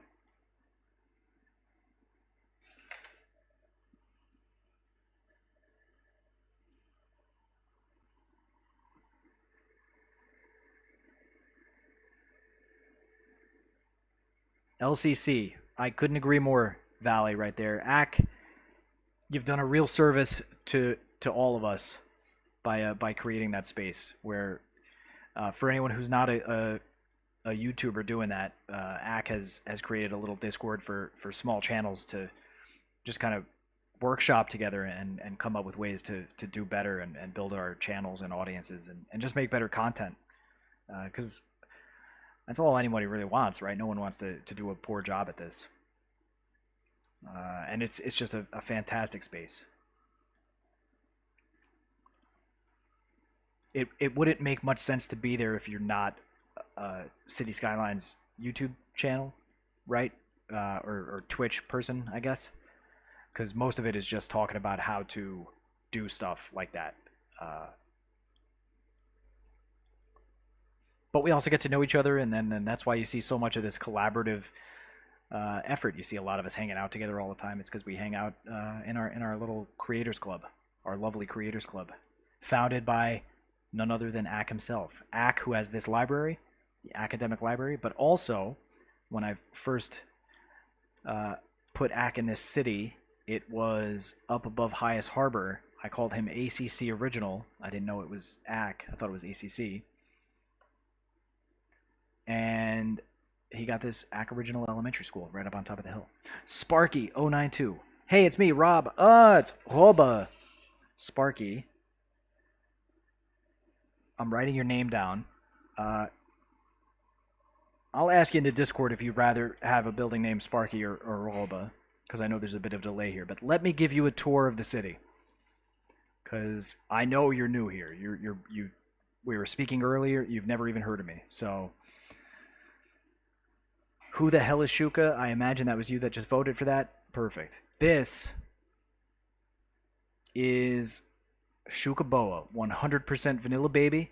I have, right now, for the purpose of this stream only, I have enabled a few visual mods that will allow me to change some of the settings. But otherwise, when I play and when I record, there are no mods at all, not even vanilla mods, like the unlimited money or things like that. Everything is vanilla.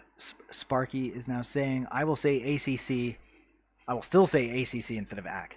Yeah, AC. I wouldn't read it as AC right away intuitively, just because I feel like, at least in my English language brain, AC would be ACK.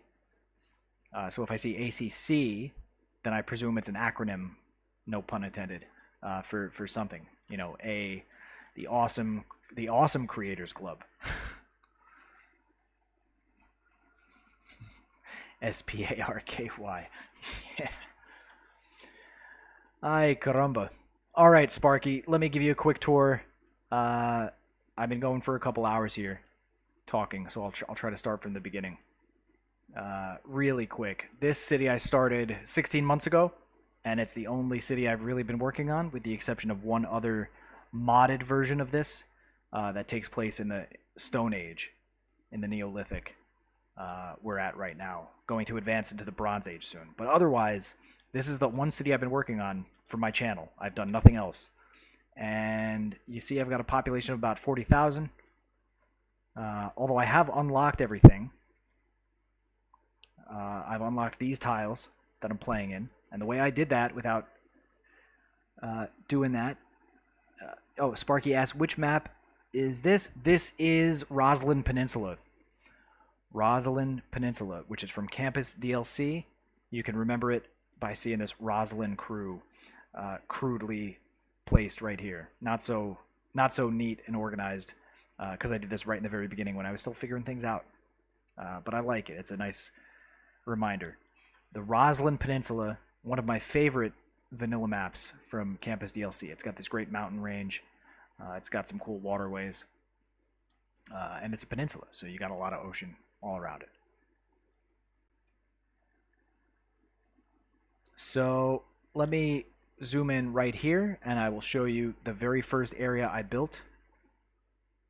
Is kind of about this angle, and I'll go back to the OBS and turn on the original city view. This is from the first episode in March of 2021. This is how I started the city.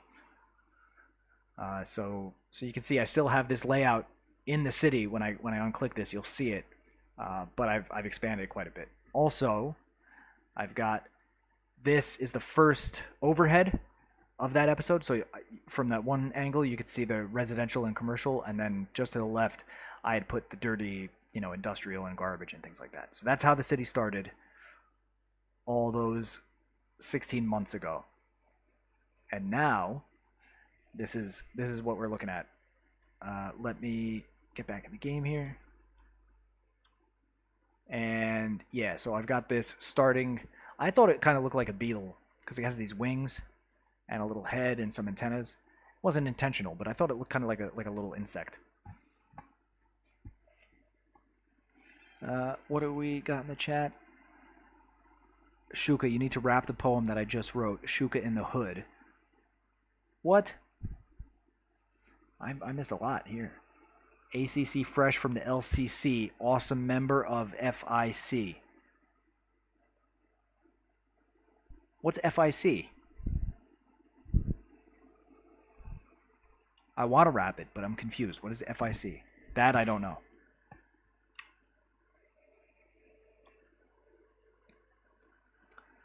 Let me get on my rap here. I'm pretty good at rapping.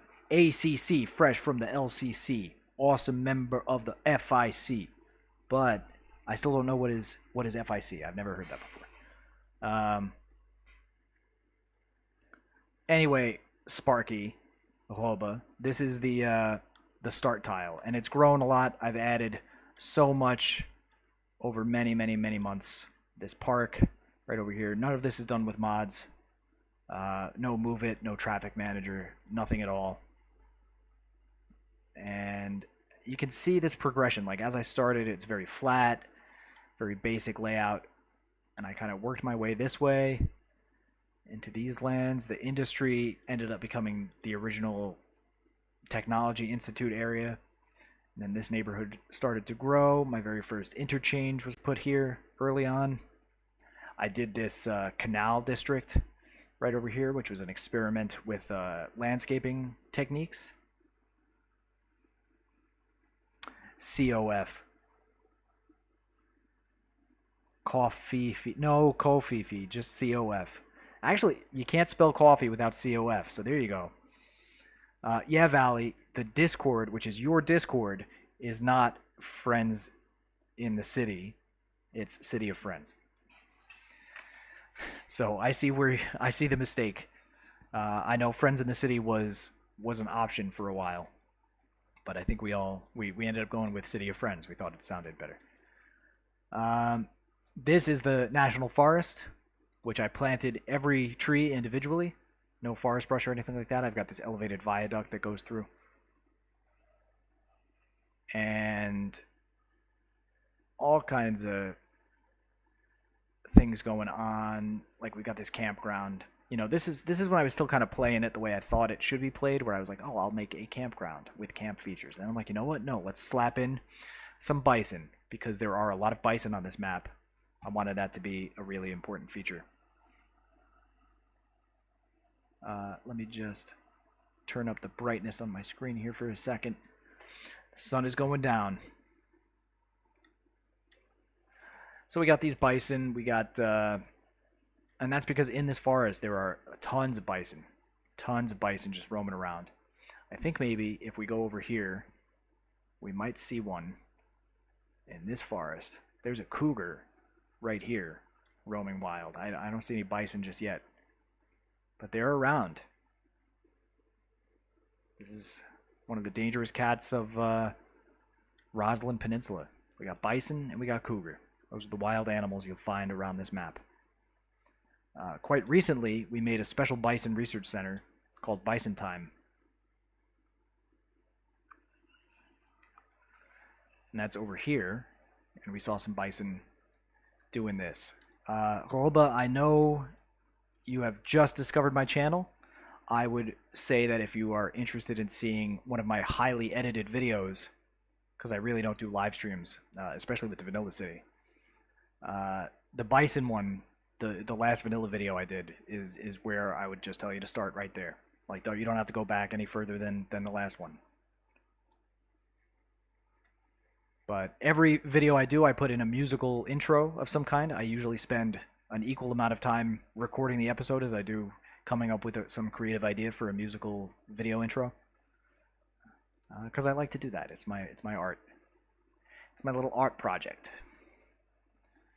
So yeah, we've got a couple skylines growing here. This is our this is a skyline of sorts. It's the skyline of domes and basilicas and things, but we've got the castle up on the hill and all of these really magnificent buildings, including this palace all the way up here, the Palace of Vanilla. Isla Isara Palacio de Vanilla.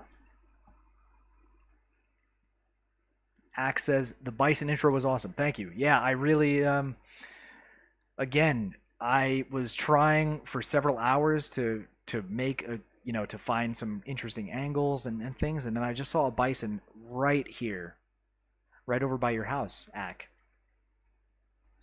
And it was just walking. Oh, what is, no, that's not a bison. It was just walking just like this. And so I just followed with the camera just like this. Shuka the cat going mental on the screen dancing.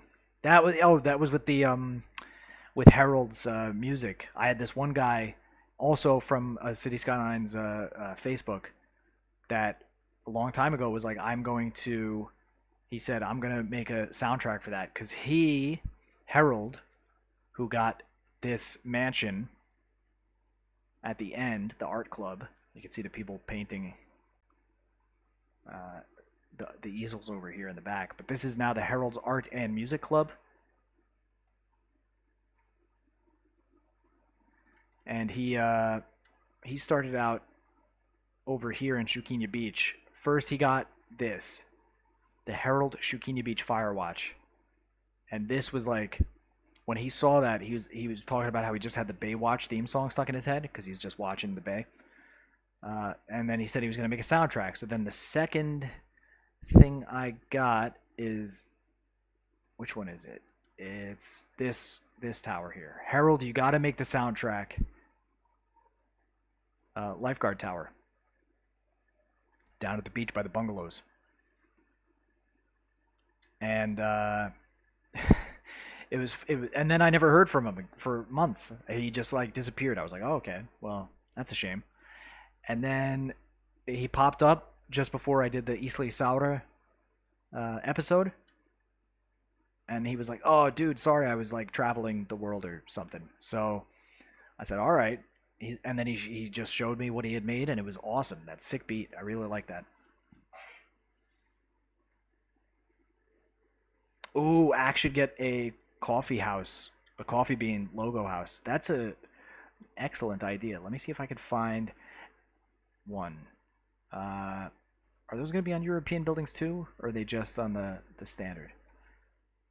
Anyway, I don't think these European residentials, I don't have logos on them anyway. I know. Oh, I know where one is.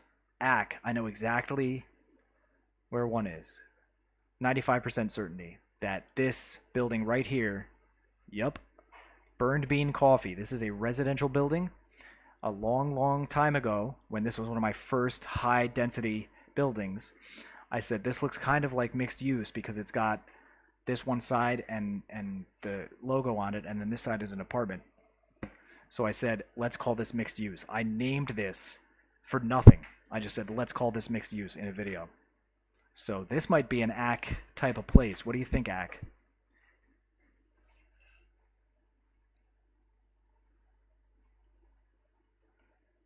I remembered it. Yeah, this was well over a year ago that I named this. Let's call this mixed use.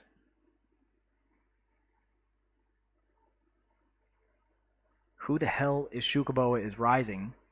Is the algorithm god drinking his coffee?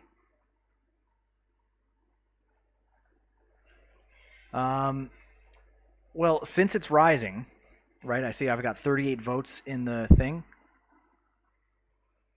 Let me just make a quick reminder that if you are watching this, I would really appreciate if you gave a thumbs up to the video, because not only does it, do the YouTube thing and help me out, but it also lets other people who are visiting, maybe for the first time, know that this is a place where there are people that are chilling out and having a good time. Like, we do this all the time. We do it in Discord, or we do it here. So, yeah, leave a thumbs up if you haven't. I would greatly appreciate it. Ack, are you interested in this house? Should we take you out of the forest and put you in this house? There are other ones like this. It doesn't have to be this one. This is very close to the original start, right? This is where the city started. You are in Old Xuquinha. Xuquinha Center is the name of this neighborhood.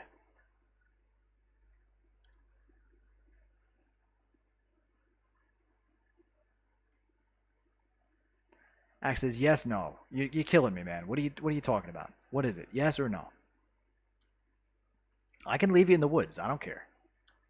I'm just listening to other people. If he has to give up the cabin, then no. All right, then no. You're not gonna. You get the cabin.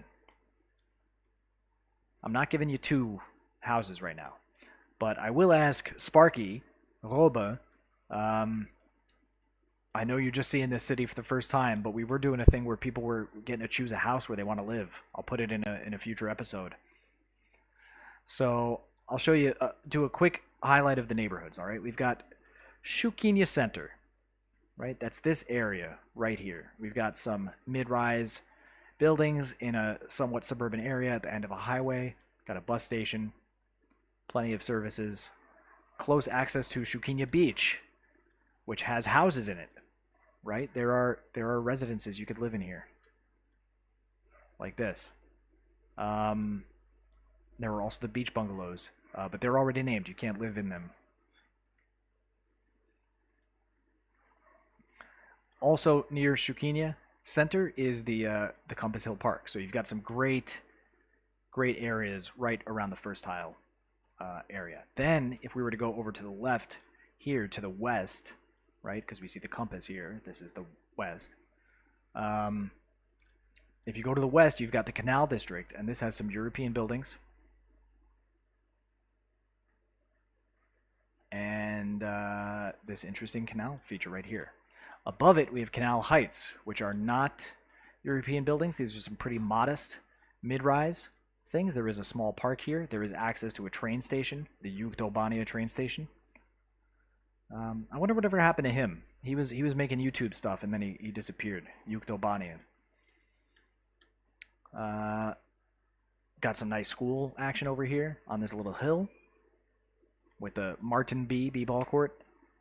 This is the... Oh, is this Smithy Cities? Sure is. Smithy Cities Creative Arts High School. You got the Sammy Boy 123 School. This is the McGregor Skate Park for rad skaters. All kinds of stuff over in this area. And then there are even a few buildings over here that people could live in.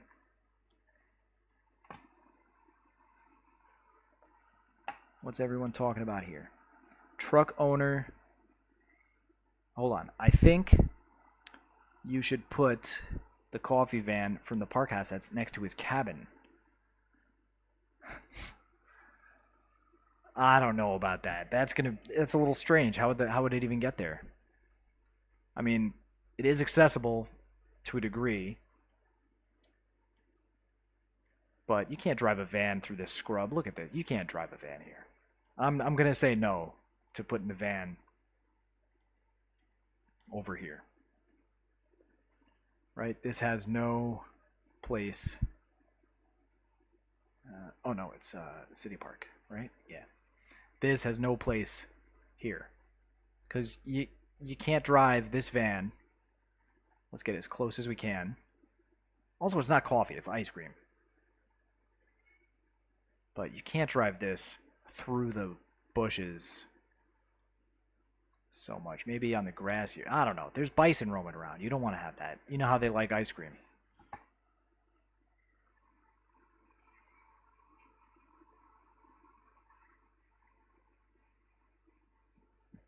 No Mercy, you understand the picture, I think, perfectly clearly. Ack would be the truck owner, secretly a huge coffee mogul, and he'd just be selling the coffee to himself to get a tax advantage. Ooh, Valley's got a good point, though. You could rig up the van like a wagon, like a frontier wagon, and have bison pulling it. Helicopter can put the truck... Ay, caramba. Everyone really... Really? Oh, wait a second. Look, it's accumulating garbage. That's interesting. I haven't gotten a garbage icon on it yet. I wonder if that will ever happen. But there is a garbage can outside. Ay, caramba. Alright, I'm trying to give Sparky a tour here. So, Sparky, Roba, we've got this nice neighborhood across from Ack and No Mercy, who are going to have these two random cabins on the other side of the lake. We've got the neighborhood of Lake D-Dub, centered around this nice plaza, the David S. Plaza. You've got a bookstore. You got all kinds of nice little things over here. And then it gets really quite fancy and high-rise just for these few blocks, creating a mini skyline overlooking the water. Some of these are residential, like this is residential here. This is residential. This is residential. This is office, IT cluster. This is commercial. So not all of them are residential. This one is residential. That has the little hat, whatever you want to call that architectural feature on top of this high rise. The little hat. And you could always just walk down to the public market, one of my favorite little assets. And just next to it is this gas station too, and a mechanic. So you got some options. From there, you could also study at the Dalton B School of Economics, just by taking this little path, walking under the bridge. Is there a casino? Asks Sparky. Yes, there is. I have not yet placed it. So there are two things that are a casino. I'll show you both. The first casino is a unique building.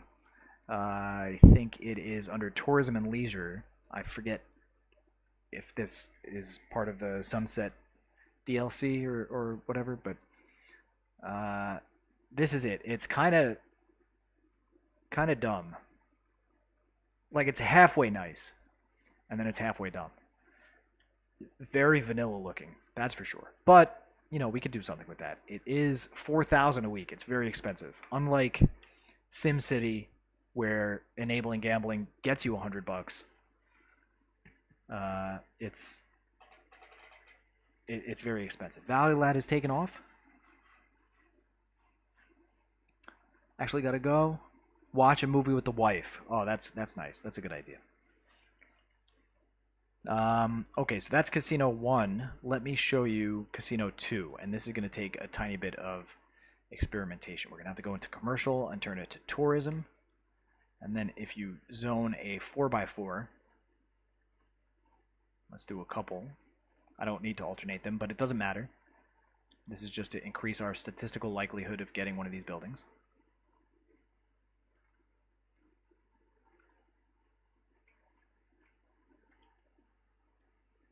Let me speed up the game speed super fast. There should be a high-rise. Is this it? No, that's a Hotel Roman. So we'll delete that. Is it this one? No, that's a Hotel Roman. This, I think, is it. This hexagon top. Yep. So, this, while not being specifically a functioning casino in any sense, is the Grand Canyon Casino, is what it's called. Here's another one in this bluish color. So these are the casinos. This one here is the Jubilee Resort, part of the Tyrell Hotels chain. What else can we see on the Royal Douche? Oh, caramba, I never saw that before. That's just inappropriate.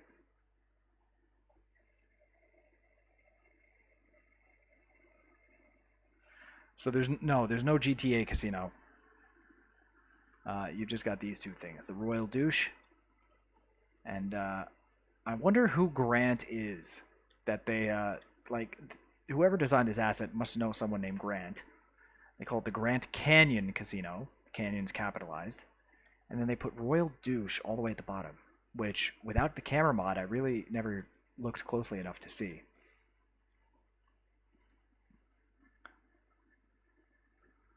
Really interesting there.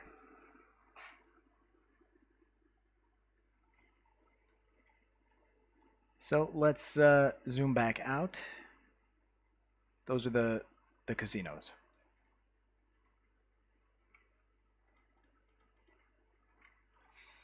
I will have one in my next edited video grow right about here. No Mercy asks, is there a casino unique building? Yeah, I just showed that. It's this one. It's very expensive for not a lot of excitement. It's got some nice things. It's got like this lounge chair situation up here by the tables. It's got a little fountain with 4 benches positioned a little too closely to each other. I think it would be weird if I sat here and you sat here outside of the casino, but I don't know, maybe it makes sense. Some chairs on this tile.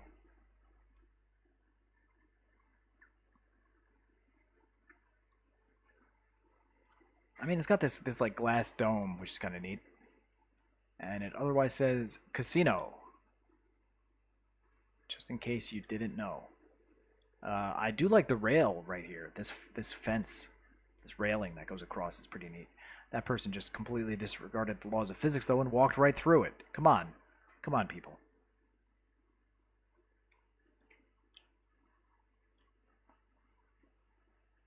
So that is the situation with that. $4,000 a month, no income except for the tourists visiting.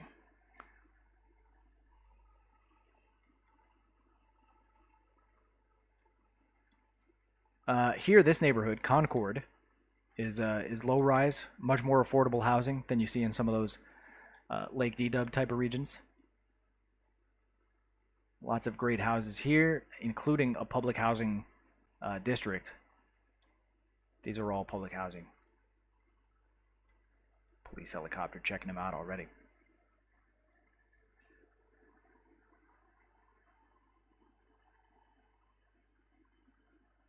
No, don't worry about it, D-Dubs. I'm gonna say in 5 minutes I'm gonna call it a night. I've got to pack my bags. I've got an airplane to catch very soon, and to do stuff. But we're going on 3.5 hours so far.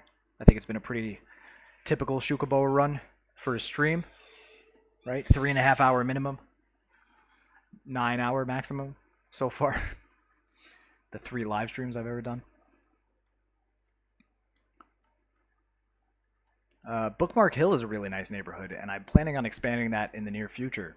I don't do it in my upcoming episode, but there's a lot of potential here for these green, self-sustaining residential buildings to even grow taller than this.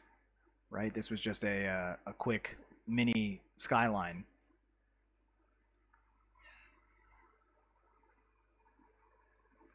But now it's when I expand this, we'll see how it goes. I mean, I'd imagine I'm going to do something very random, right? Something, I do like 120-degree triangle interchanges, so we'll put angle on. This is going to get 118, that's pretty close. That's fine. And yeah, I don't know, I'll just wiggle it around somehow. Do something the way I do stuff. Right? That looks like something I would do.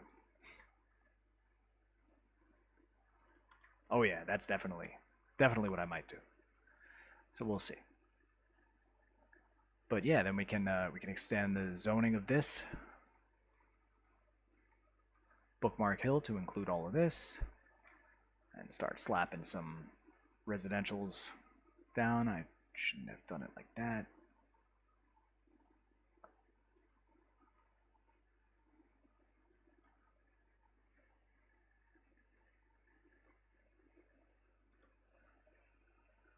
Yeah, and then these, theoretically, if they level up fast enough, will might get really tall.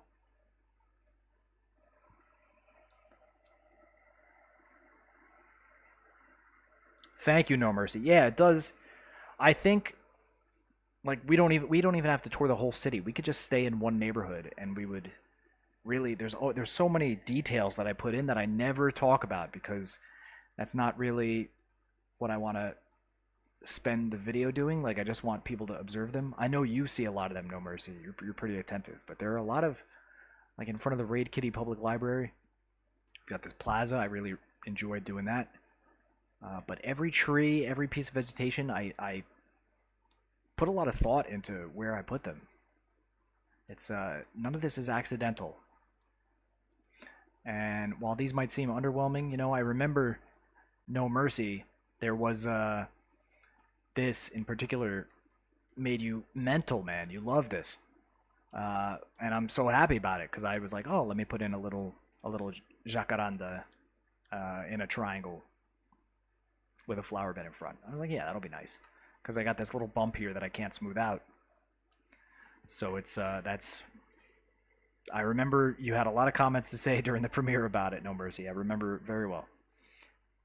And then Ack was with me before I even finished saving when I was trying to brainstorm what to put in this plaza. And at first I was doing like all kinds of bamboo. I was doing this huge bamboo thing. And at the end I was just like, you know what, let's keep it just simple, elegant, classy.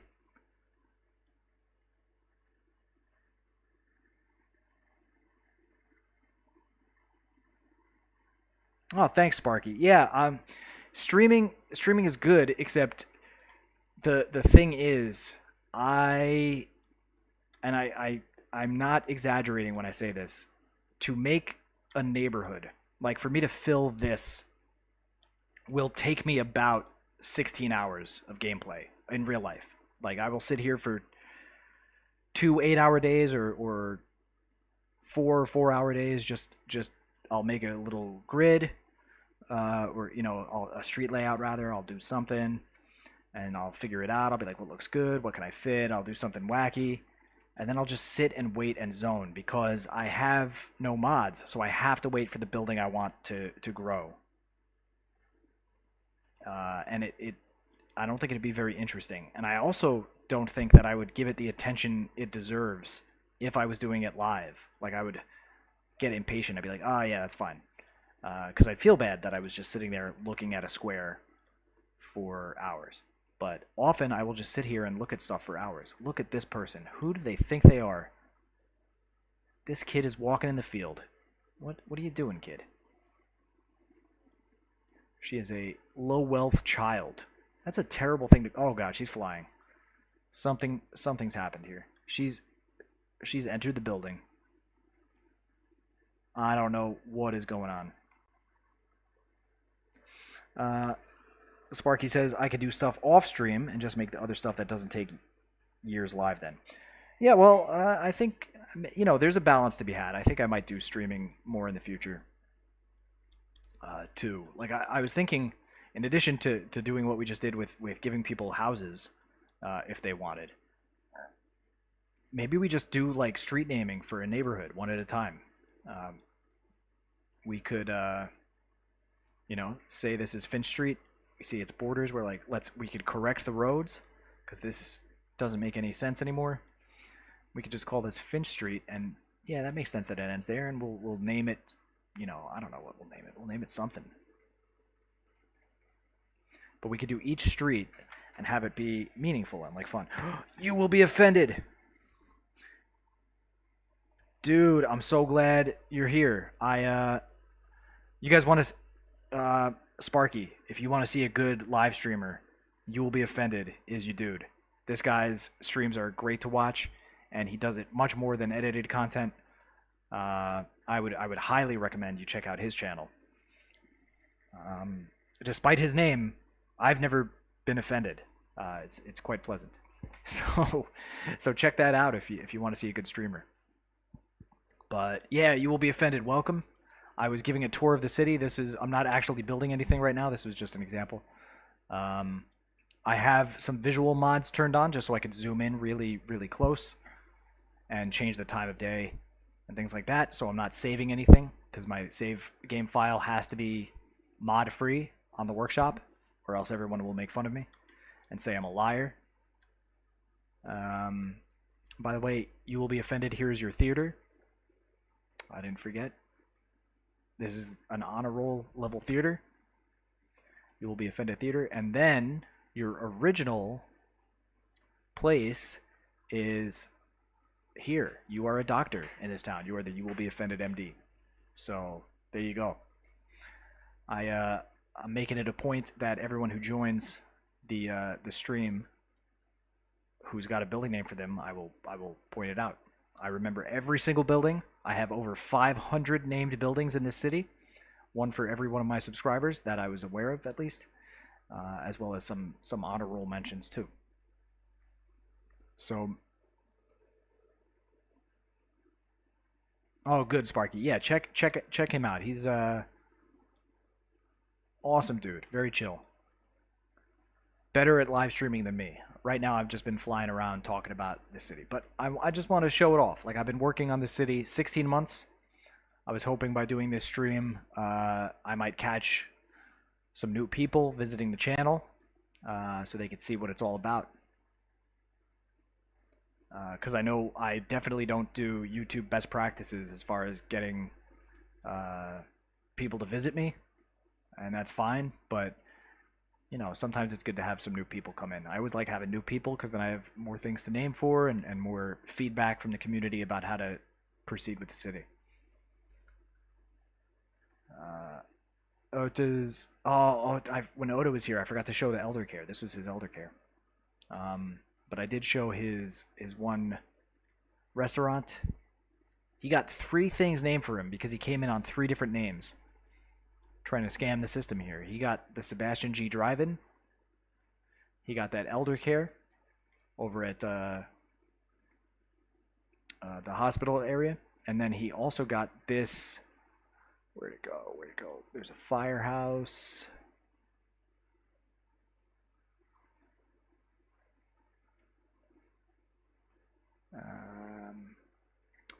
Oh, why am I blanking on where? There's a firehouse around here, and that's his.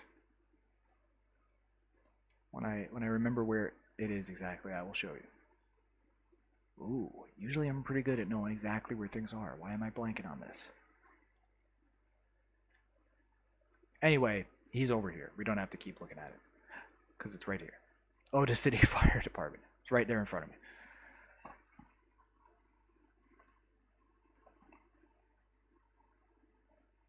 Insu, welcome back. Yeah, thanks, man. I'm just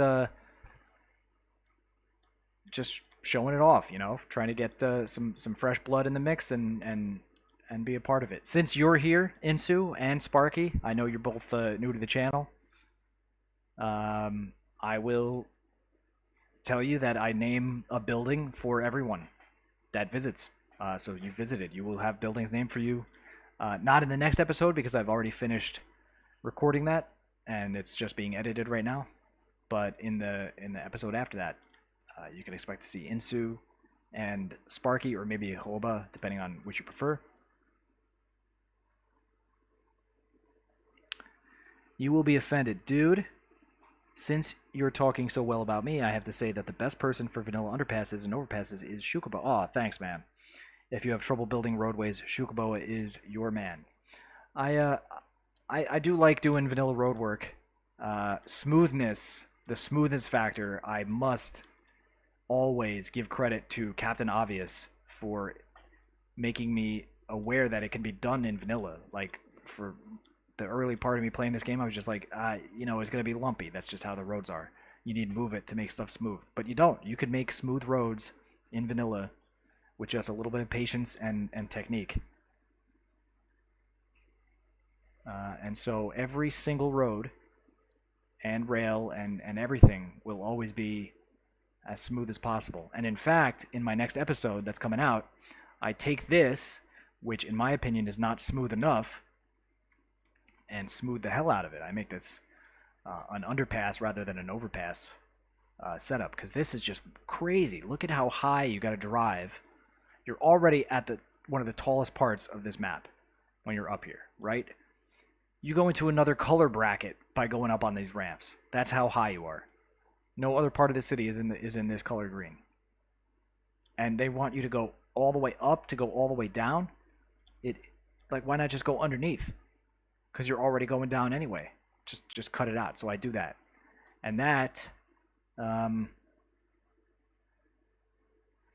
Felipe Gomez, Captain Obvious watched too much World War I documentaries. Yeah, probably. You know what? I'll show you real quick the basic idea. It did take a while to get super smooth because there's a lot of back and forth, but I just delete this whole freaking thing and try to make it smooth. There is one issue I have, and that is this ramp. I can't delete because the node is in the boundary. So this remains as a stub because I don't want it to go up. But I do something like this. I delete this all the way back. Like, this is, to make stuff smooth, you got to go back as far as you can go. And then I will just grab some of this, draw it out like so. Let's get rid of these rocks. Oh, that's right. I got to do that. So we could drop this down a bit. Do this. Chris is out of here. Just as I'm getting into this. This is not what I was here for. Gaming Bren has arrived. Hey, Gaming Bren. I'm not building anything. This is just an example. I was just giving tours of the city, but I know you know the city quite well.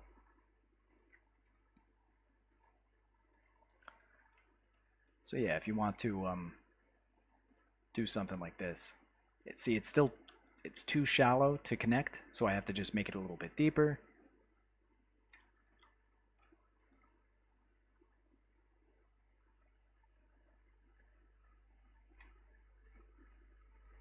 And then, oh no, still. This does take, this is why it took me a long time to film, right? Because every time I'm like, this is exactly what I need to do, then it continues to do the dip, and I try to minimize the amount of errors I have. You don't want that. That's no good.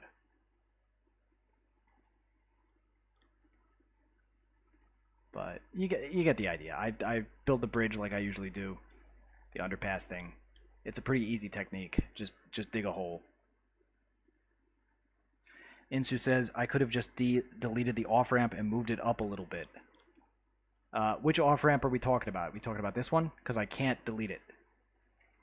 None of these are deletable, these stubs. Nor these. Like this I could delete, this I can't.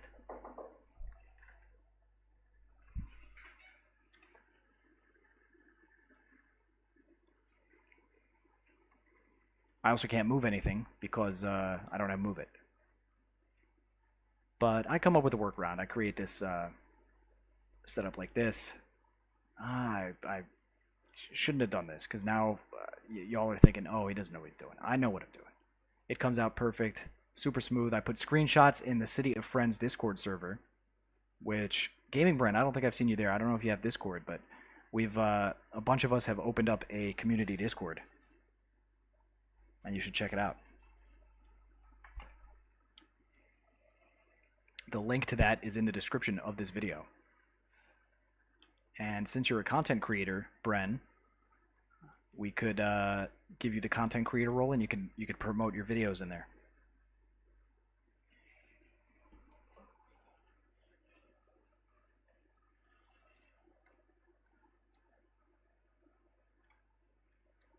Yeah, so this whole thing I delete, and I add a neighborhood in here.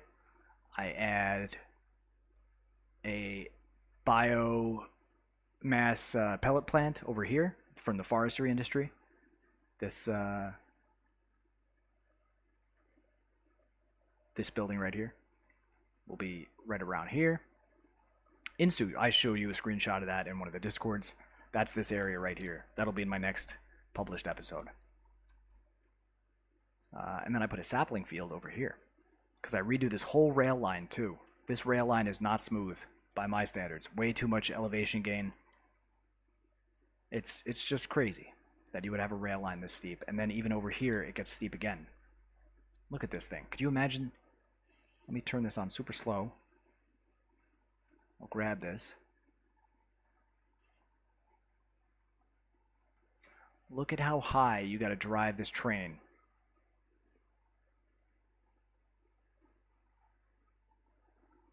And how lumpy. Ugh. This would be the worst. Oh, but it's turning left. Alright, imagine if you had to go all the way up there. Forget about that.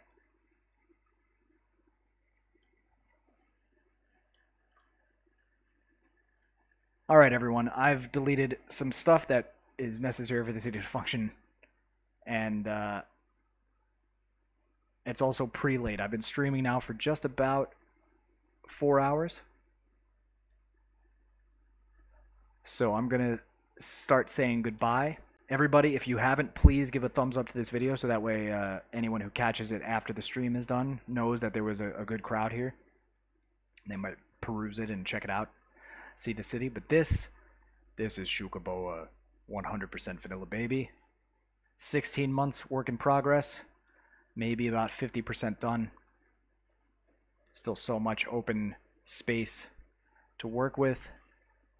I'll show again what it looked like in the very beginning. I had, this is the first layout like that. This is the original overhead. Christina! Doc! No! Yes, you come too late. I've been here for 4 hours. Everyone, Christina Nilsson is the original doctor of Xucaboa, 100% vanilla baby. Doc, so you know, I've got a few mods turned on for camera work because I'm not building anything right now. I'm just showing off the city. So, everyone, Christina's this is Christina, Christina MD, one of my very first subscribers, named in the second episode ever. Uh, really, always happy to have her pop in. I'm glad you're here, Doc. We know each other from City Skylines Vanilla Facebook group, and she also has this Christina MD Hospital for Amigas, which we put in when our amiga Isaura was having her health problems. I haven't heard from her in a while, Christina. I don't know how she's doing, but we did, you know, this I had named this island for her, and so it's been finished now. We've got the historic Isla Isaura because she, in my opinion, is vanilla royalty. And she got this Isla Isaura Palacio de Banela.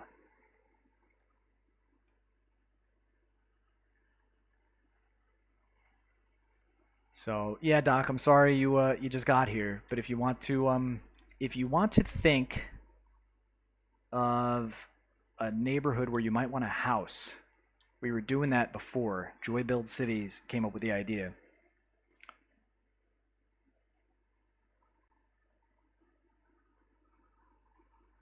I don't know if we have time to do that right now. I'll wait just another minute. See if the chat is popping off, but it looks like everyone's getting ready to take off, so maybe I'll just call it a night.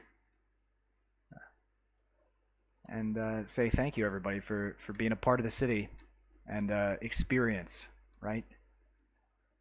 I didn't come here to YouTube. I came here to build a beautiful city. YouTube is just my means of showing people, so I'm glad you came here to take a look. Really love working on this all the time. Oh, Christina says, I can pick a house? Yes, you can. All right. I wasn't sure if you were going to answer in time. So yeah, Christina, if there was a neighborhood in all of Xucaboa that you would want to live in, tell me. If you don't remember the name, that's all right. Just give me an idea, and we'll go down there and look for a house for you.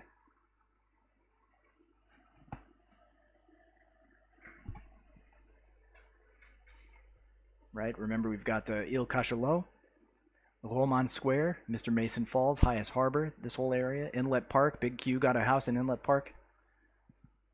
Sunset Beach. We've got that first tile area over here in Chuquinha Center, Twisterville, Farmington Village, Canal District. Oh, she wants the European Canal. All right, we've got, okay, perfect. I think you told me this once, if I remember correctly. The canal. So, Christina, we've got some options. There are a number of buildings that have a view of the canal. We've got these ones here on Dexter Brown Street by the Triple D Cities Plaza. And then we've got this one here that has an advertisement in German, Und Sauber East. And then we've got these row houses here. Ever so misaligned. I probably could have done that a little better, but at the time it was working. I wonder why that is. Oh, it's just because the asset doesn't line up perfectly like that. That's why. These are perfectly squared up. They're just off-centered from each other. Interesting. These ones do that too. So we've got this red roof one, this orange roof one, and this green roof one on the end. And then these row houses. So I imagine it's one of these. The one I showed first, is that this one? Like if you were to go inside of this, this is your view. Hold on, let me this is your view. Not too bad.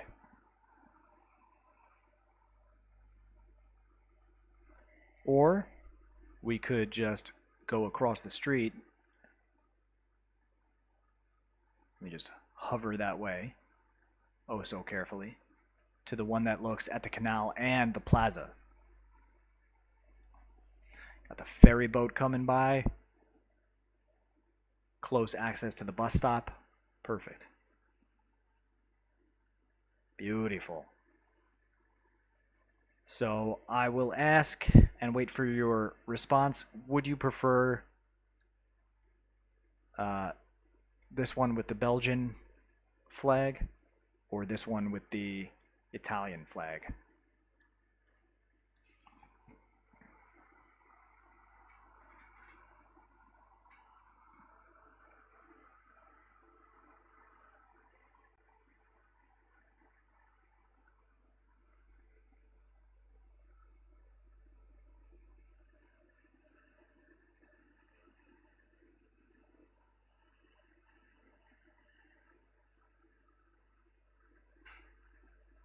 Italian flag. All right. So I'm going to name it here just so you know that I saw it, but I'm not saving this file right now. This will be named in not the next episode, but the one after that.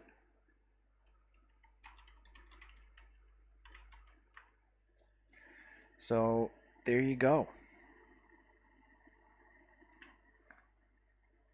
And with that, everyone, I'm going to zoom out nice and gently.